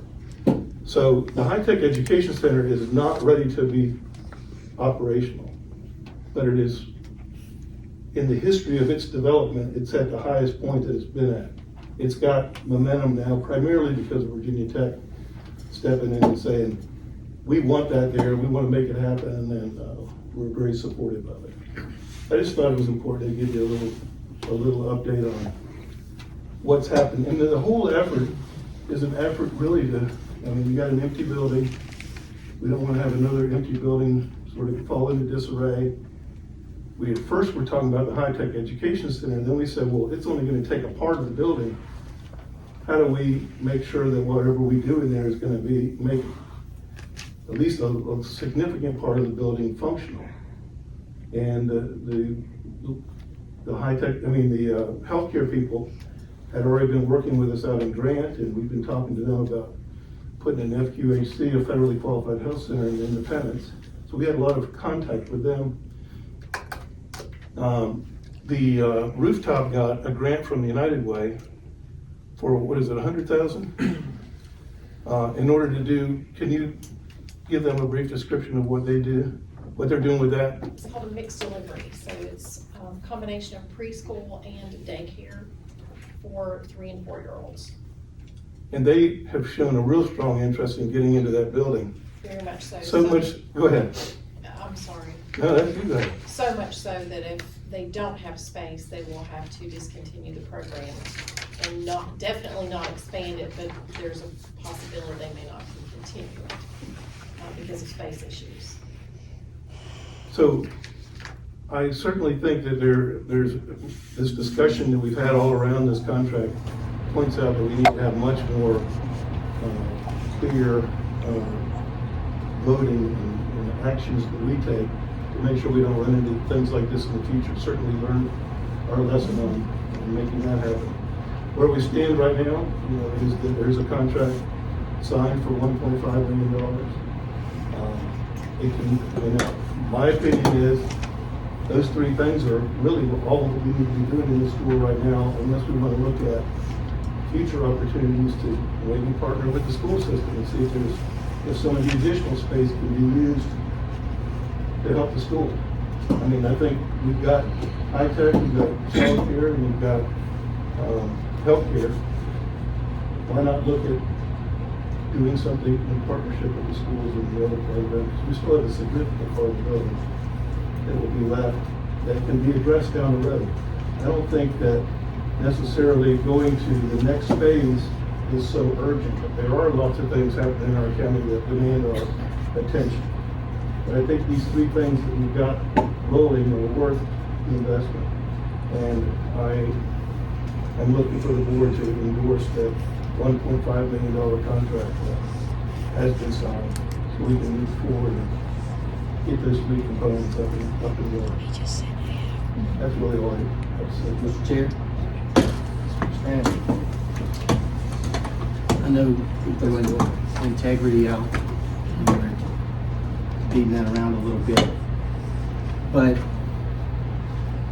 Mr. Administrator, you were given instructions at 1.467. You told us in our budget meeting on the 29th that we were locked in at 1.5 and that you had signed the contract and the contractor had refused because they needed additional monies. The contract that you gave me tonight indicates that you signed it on April the 5th, which was well after the night you told us we were locked in at 1.5. So, had you signed it, whenever you signed it, you did not have the authority to sign at 1.5. And that's not what this board approved, because here's the bids. 1.467 was the low bid. And I had asked, and we had discussion earlier about that, it was my understanding that that had increased. Now couple that with the fact that 75% of this phase one, this 1.5 that you're asking, is primarily for tri-area health. You said right here, and you told us that there was no issues with the deed, and you had even stated that there was no errors to be found, and I think one of the supervisors may have corrected you on that. And you indicated that the deed issue was resolved. I talked with our attorney, and he's still researching the deed and indicated to me it was not 100% resolved. And so we have, if we're going to talk about integrity, I don't know why these things aren't being presented as such.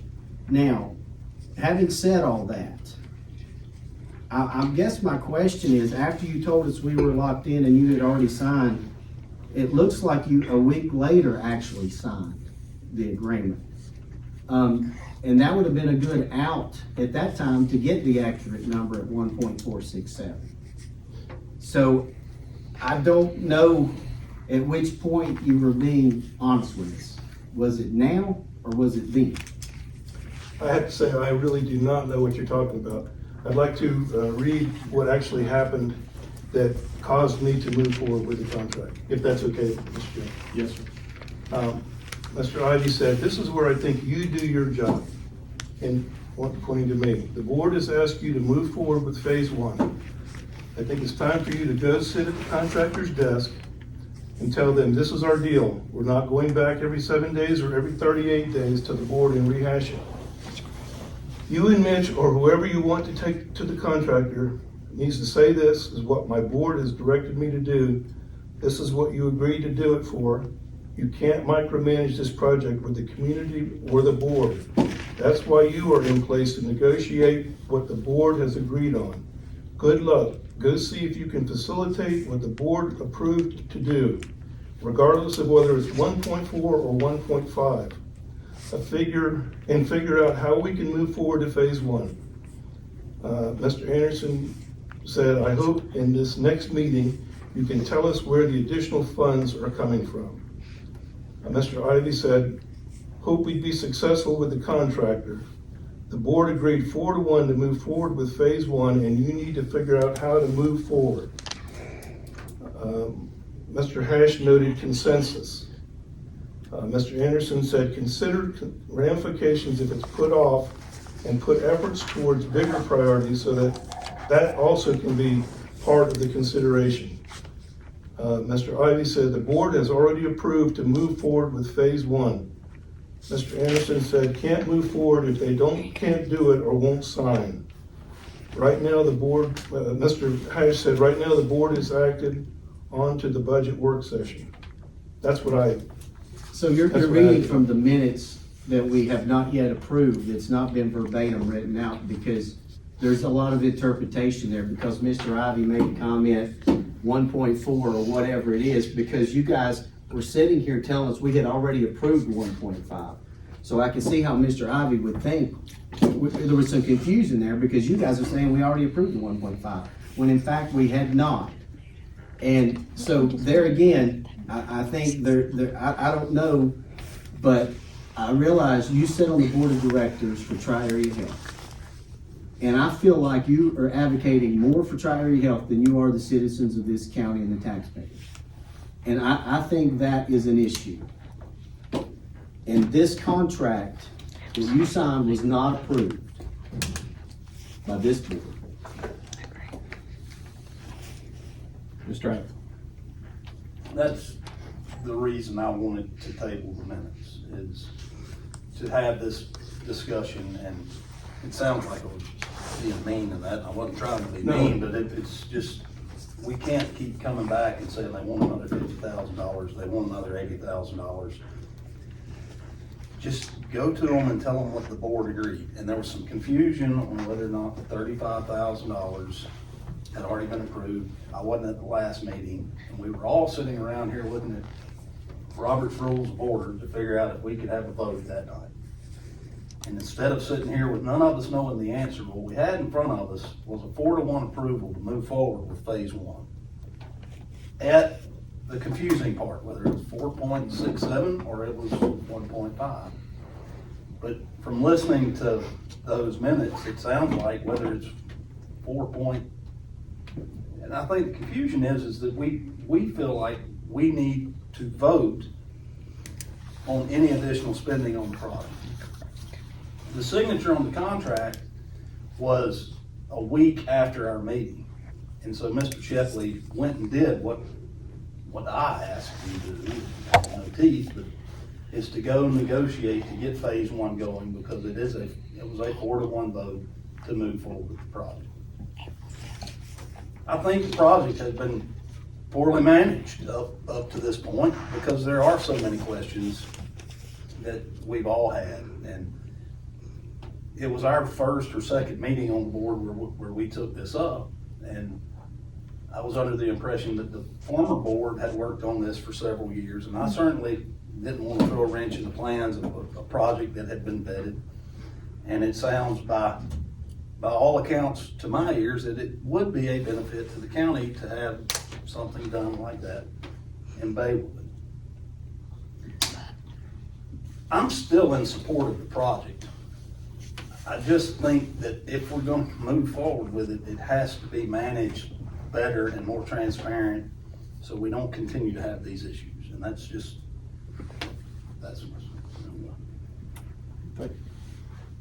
Anyone else? I'll say a little bit of something about the Tri-Area Health and Mr. Shepley being on the board. I'm on the board of Rooftop and Early Head Start that are wanting to put a child care center in Baywood, and we've discussed it, and that's one of the big things in the county and in the state, that there's not enough child care. When it comes up for a lease or whatever it works out, I recuse myself because I'm on that board. But it's our duty to be on these boards to bring back what we think's the best for that board. He's supposed to come back and what's best he thinks for the Tri-Area Board, and he would recuse himself, I would assume, if there's any kind of a vote about Tri-Area Health. So, and I would expect that you do the same thing with your Mount Rogers. You can't vote on stuff on Mount Rogers because you work there. I would think, and I do the same thing with power company. When it comes up paying a bill for power company, I recuse myself because I'm not in here for the power company, I'm here for the Grayson County citizens. So, saying that, just because we're on these boards don't mean that we're fighting for the boards, we're fighting for what's best for the county. So that's all I have. If the board feels more comfortable, I can certainly remove myself from that board. There certainly would be no problem doing that. I've enjoyed, serving them, and I felt like with my healthcare background, I could do something for them. I talked to Steve Durden about it. I certainly should not be involved in the lease discussions at all. Should be either refused or I should leave that board completely. But if the board feels more comfortable, I would not be glad, but I would certainly withdraw from that board, if that makes sense. So I take a little different view on this whole project. It's pretty well known based on the study we did 4 years ago, I think, with Mount Rogers Health Department, that healthcare in Grayson County is an issue. I mean, we can look around at our neighbors and know that that's a challenge, right? But we also can look around the county and look at all the schools that have been previously closed and what has happened to those schools. Right? So the model that we were under about transferring these properties to the community, or even trying to sell them, which we tried to do with Mount Rogers, didn't work out, hadn't really been a good model for the county.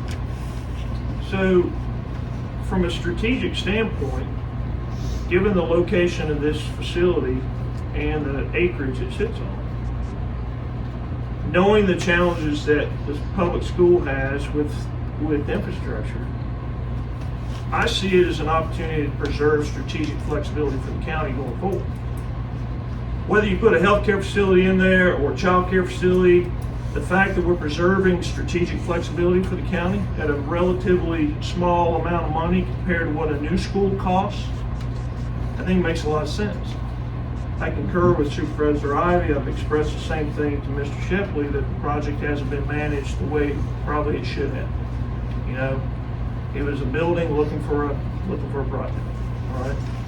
But acknowledging that up front, what we've got going on in there right now, in my view, is we've got a tenant that's going to give us a return on our investment. Is he going to pay for the project? No way. But it's a heck of a lot better than a lot of the other investments that we've had, or to let the building fall down and become a blight in the community. So the effort that the county is putting behind, as disjointed or as ugly as it may have been, I think preserves a facility and develops a capability that gives the county some options. If we're successful in addressing what our strategic problem is, which is population retention. Because unless we do things on the economic development level, or on the broadband, or some of these other things that we're trying to do to bring people to Grayson County, we are in a world of hurt. And sometimes we got to make investments on things that we don't know will work out. But in this particular case, we have some pretty good evidence that we're actually going to gain some return on that investment. And that's pretty good for a government, for an organization that's in the business of providing services, not necessarily making money.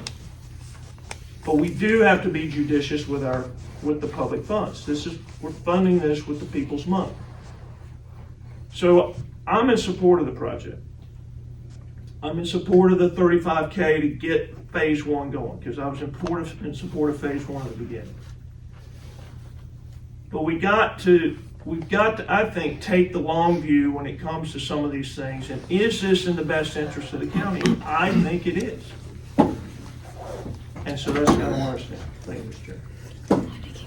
Did everybody? No. Kind of like an opportunity for you. You go ahead, Jim. Okay. Part of the reason that I got on this board was I had the opportunity to stay here, me and my wife, to make a living.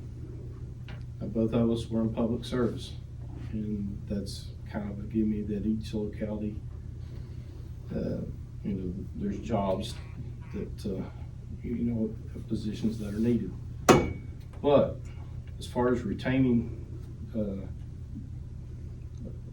I didn't want to see, I had the opportunity to grow up here and be in this beautiful county, but there was nothing to keep our youth here.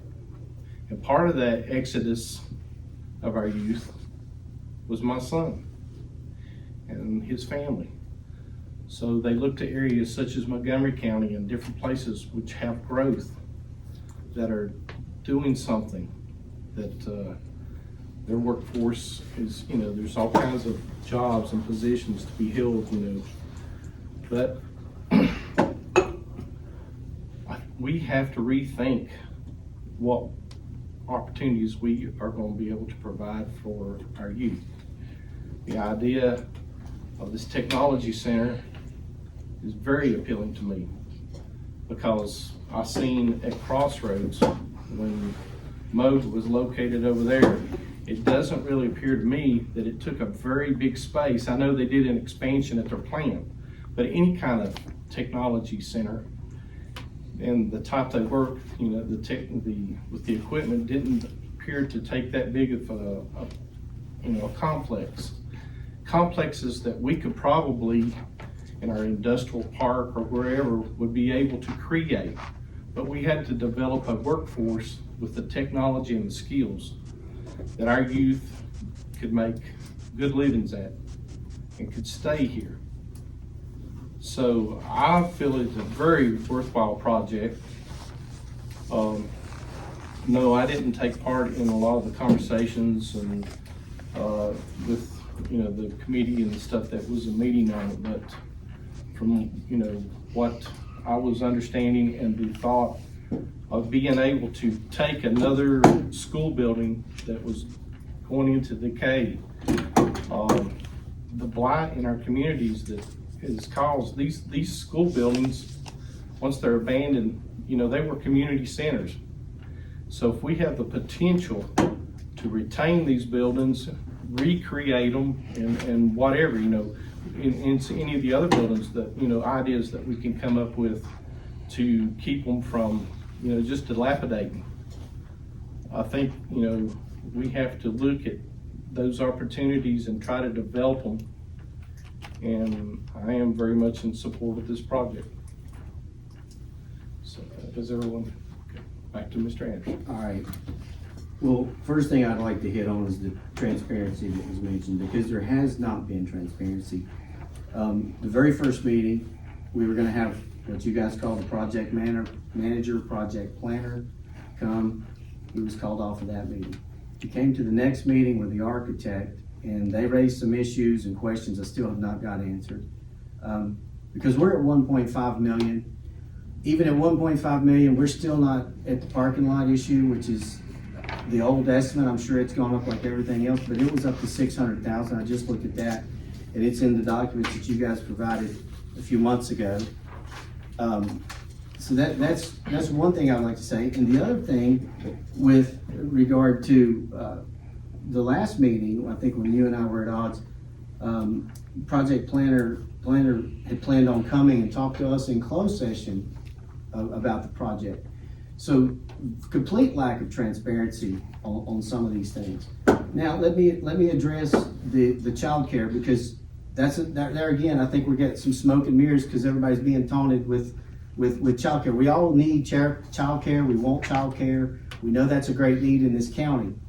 But you're going to put a child care facility down the hallway from Tri-Area Health, and the guy sat right here and said, we will provide drug misuse treatment to our clients as prescribed by the doctor. And I asked if he included methadone and Suboxone, and he said, as doctor recommended. It wouldn't be a methadone or Suboxone clinic, I think was the way he stated it. So I don't see how the child care piece will fly in that regard. Number two, you're talking about strategic location and healthcare. You can get from the Baywood School, it's within 6 miles of a major hospital, probably 10 or 15 miles from a second major hospital, healthcare facilities all around. You know what else you can do? You can get from Baywood School to the Grant facility quicker than you can get to the Grant facility from the White Top facility. Why is that important? Because we know it's needed at White Top, because they're not as close as anybody to healthcare. What do we have at White Top? We have a healthcare facility and a pharmacy already built and paid for by this county, and we're not even using it. I think one of the previous supervisors has an office housed in what used to be the old doctor's office at the community center at White Top. That would make sense. So we're not, from my perspective, I'm not seeing anything here that makes sense. So for strategic location, why wouldn't Tri-Area Health go to where we already have a facility? We could rent it to them for a lot less. That's another issue. So we're looking at the deed. You sit here and indicated to us that the deed issue was resolved even to the point there was no errors. That's not what I heard from Mr. Durbin in my conversation with him since you told us that. That's not transparency. And it's my understanding that that's still not been rectified. And Tri-Area Health, as I can read it as a layperson, does not meet that criteria of education. Whitfield Community College has Crossroads down here. They do workforce development. They have a whole list of programs. We support them in a small scale. We could do all these things you guys are wanting to do, and we could still do it and save the taxpayers dollars. We could improve what we donate or give to the workforce development at Crossroads and achieve the same goals that you guys are wanting to achieve with economic development and workforce development. So a lot of this stuff is smoke and mirrors, and I've been seeing it for going on now 4 or 5 months of why this is. It's my understanding there's $380,000, and you can correct me if I'm wrong, whoever has those figures, in this budget for this program. If we have $380,000, let's fix the water and fix the bathrooms and then figure it out. Because this is, for some reason, this just smells bad. This smells bad on many levels.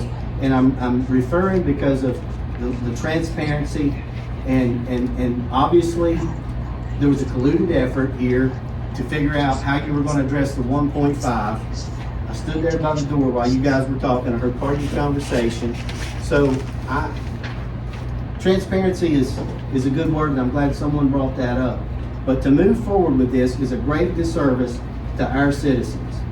This is not what I signed on to do. I don't want any kids to leave our area. But for us to do this in light of getting these numbers here, and we're going to soon be having discussions over this levy, which you've already donated 2 cents of this levy to this project, and as I understand it, there's 1 cent donated to the Mount Rogers project. So it makes, when we keep donating these parts of the levy, just 1 cent, 2 cent, and the levy, and that drives the levy up, and we can see with these reassessments how it's already going to impact our folks. Even if we drop the levy to 52 cents, they would be paying more than they paid last year. And I'm not suggesting we're going to 52 cents, but I'm using that as an example. So I think in this current economy that we're in, with the rate of inflation the highest it's been in 40 years, and people's pay and salaries are not going up anywhere near that level, if at all. So it behooves me to how this is such a great project when we have so many other alternatives. And then I want to speak to the issue of Hope Incorporated. This young man come here and gave us a presentation and said he could get grant funding from different areas, different places in the state and federal funding, and potentially revamp all these blights that you guys refer to as our old schools. So we just dismissed him right off. We didn't give that any legs, or even bring him back to give us. All he asked us for was permission to do a feasibility study. I don't know that that's been granted for him on the Baywood School, but I can tell you this: you guys applied for a grant for the Baywood to do a feasibility study on the Baywood School after you'd already had the money approved. So a lot of this stuff has been done backwards. As far as the planning, and some of the other members have mentioned that, the lack of planning, or the whatever you want to call it, the eagerness to push this project has put us to where we are. And it was time to slow down and I think take another look at what we're doing and some other options in light of what we're facing here with the tax increases. And that's all I have, Mr. Chairman. Unless someone refers to briefly about healthcare. Okay. Oh, I'm sorry. Go ahead. I just wanted to, just for clarification, that, and I spent most of my career working in hospitals.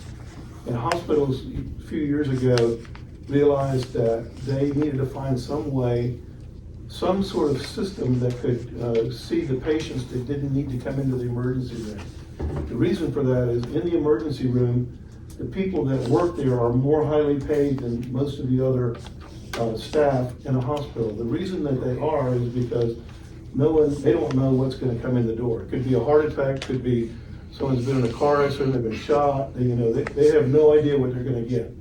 Whereas in the rest of the hospital, they plan visits for people to come and have surgery, and they know in advance who they need to have there and what they need to do. So the federal government, working with the hospitals, tried to come up with a solution to what could be in between a health department and a hospital. What kind of service could be created? And they created this federally qualified health center concept, which is Tri-Area Community Health is a part of that. So they are not going after the same patients that a hospital would go after. They're going after the people that fall in between the health department and the hospital. So they're created to fill a gap and create a better continuum of care in healthcare. That's all I want to do. And so the fact that they're close to a hospital is good for the hospital, because it means less people that don't need the hospital level care will go to another place and save them money, and the people will get more direct care with people that are trained for their particular ailments. Thank you. Just wanted to. Okay, Mr. Bill. Okay. Few notes are made here. One being, Mr. Ashton, you were the one who voted to close the school down. And I understand you're always against this, the negative part of it. And you don't want to see us fix the school up that the school board said was going to fall down in the floor. But the child care part, it's to be separated with Tri-Area Health. That's, those students can be or kids can be anywhere close to the Tri-Area. It's to be separated. It's, and I done asked for the agreement to be that no, even if Tri-County or Tri-Area Health sold out or moved out or whatever, could ever be used as a methadone clinic. You talk about Crossroads. Crossroads is the fiscal agent for Baywood. So we're not taking away from Crossroads, we're a part of it. And I'm on that board too, so. But what we're talking about here is moving on with the project. And you don't understand, 4-1, roll call vote, we're going on with the project. Now, if you want to bring up everything that's negative, so be it. But we voted to go on with this project. So, all your... Are you talking to me or the chair? Because I was told we have to address the chair. He just addressed me not to talk. And it's my 3 minutes, so hush me. Oh, you got 3 minutes? Oh, that's what I'm gonna take. So, 4-1, we're going on with this project. Now, you can like it or you can't, and people that follows you around that thinks you walk on water, so be it. But we're going on with this project because we voted to do that. Now, I'm done. All right, I think I need to. I have one point you made. Hope Ministries, we have continued to have meetings with Mr. Jordan Stidham. We actually met on February the 25th, and there's been another meeting. I don't have that date written down here, but to work on feasibility studies to consider revamping or working with the agencies that have those properties currently. So I just wanted to address that we still do continue work with Hope Ministries and trying to see what projects we could get up and going. Just one final comment. You know, when the project started, the scope of it was described as high-tech training. We're talking about a technical library, a couple of things, right? Obviously, as we've heard, the scope of the project has changed. But what I'm excited about, and what got me excited about the project, is the high-tech training plan. Because if we, like mentioned earlier, the strategic problem is population retention. And the chair hit on it about his personal experience about people leaving. You know, there's only really two approaches to workforce development. You either train people for the jobs you already have, which which is what the Gates Center does in ACC, or you train for the jobs you want to have, which is really the concept behind the high-tech training center. And so again, from how do we address the strategic problem of population, how do we arrest it and then reverse it? We do need to make investments in things that aren't necessarily sure bets. And but this idea, where I sit on this project and where I see the potential for it, healthcare is great, but for me, where I see the real value is the opportunity on the education side, on the high-tech training side, and the potential that we may be able to work with the county school system to be able to address their needs. That's where I'm at on it. Phase one is not that. Okay, it's been clearly articulated. But at least my time on this board, however long that is, that's where my focus is trying to figure out how do we arrest and reverse the trends that we're experiencing in this county. You know, if you read the latest census, we're down another 200 or 300 people. Live births are less than deaths. We had evidence of the death thing during the electoral polling station thing. All right, it ain't good. Happens, but we need to address it and be cognizant of it.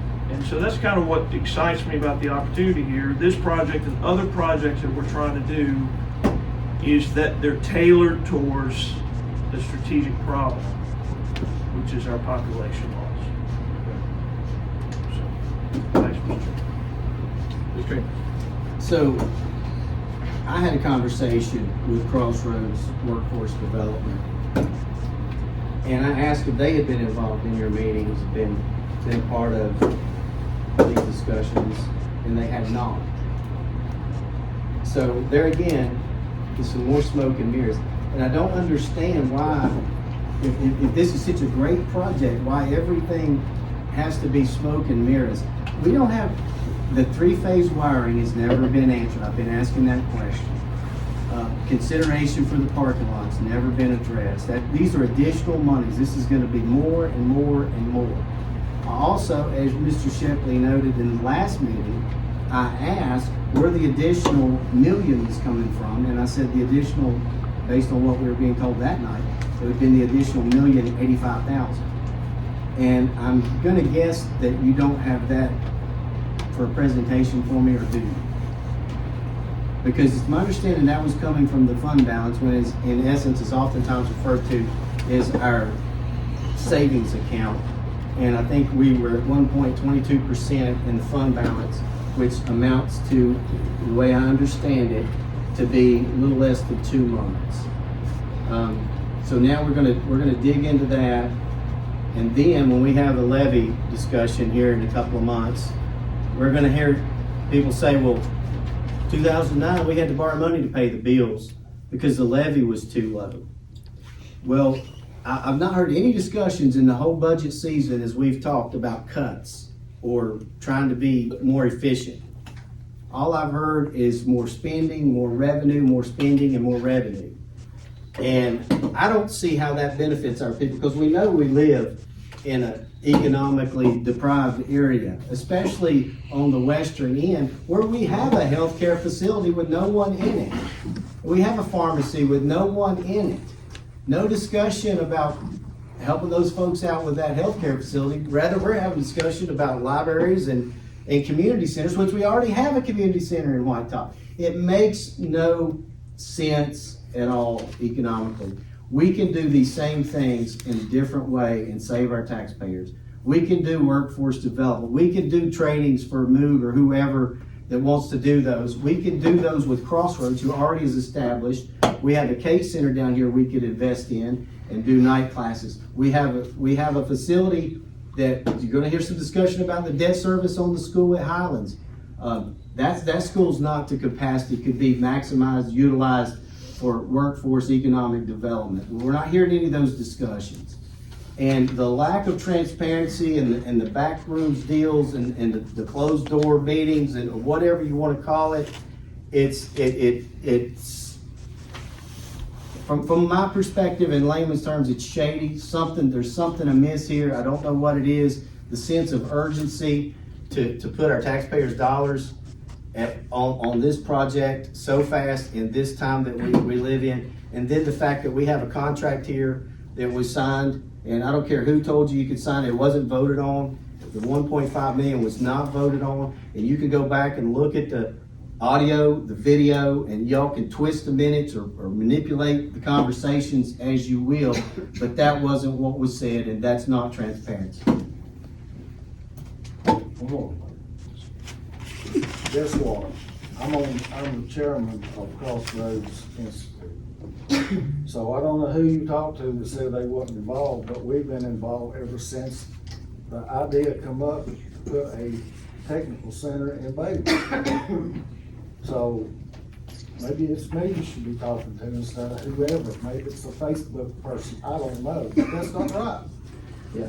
Well, I know who I talked to, and I know what they do over there, so. Talk to them. I tried to talk to you back in December when I met with you at Crossroads, and it was the same thing that happened then that happened in our January 4th meeting, which all you wanted to do was attack me because of what I campaigned on. And when I challenged waste, fraud, and abuse, and you wanted to attack me in that meeting. So for you to come in here tonight and say, the next 4 years, be ready, the next 4 years, you set the tone January 4th of how that is. I tried to talk to you. You wasn't willing to talk because you have the 4 votes, as you keep reminding me. So why would I discuss anything? You can't tell me about the 3-phase wiring. You're electrical I told expert. you 3 times. Okay, tell me one more time. Where is it coming from and how much is it gonna cost?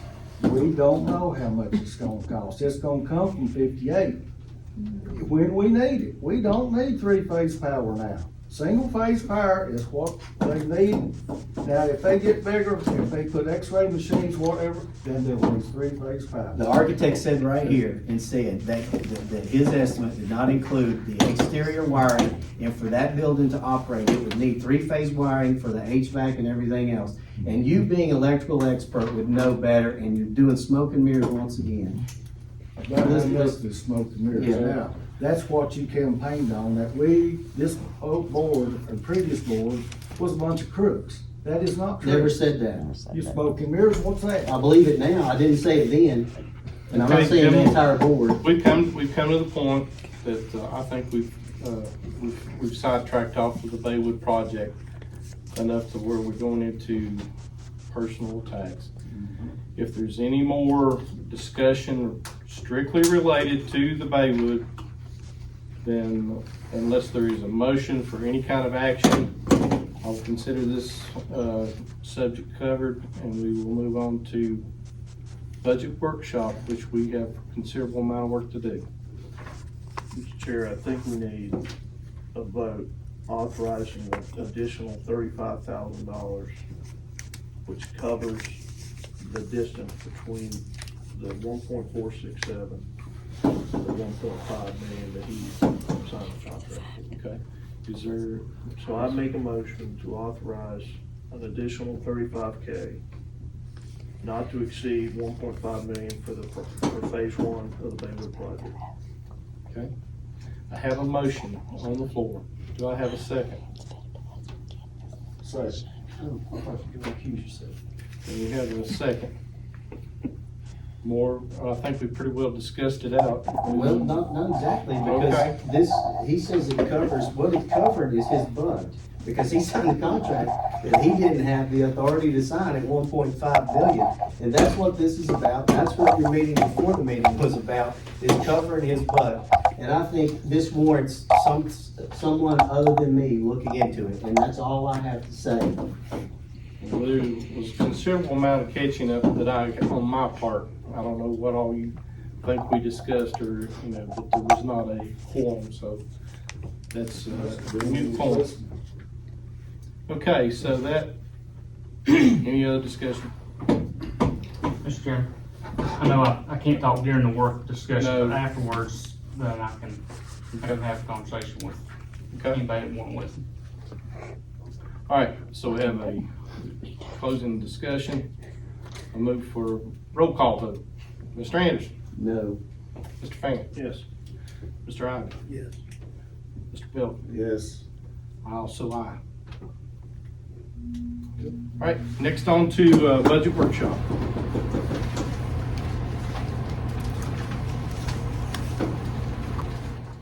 Proceed with that.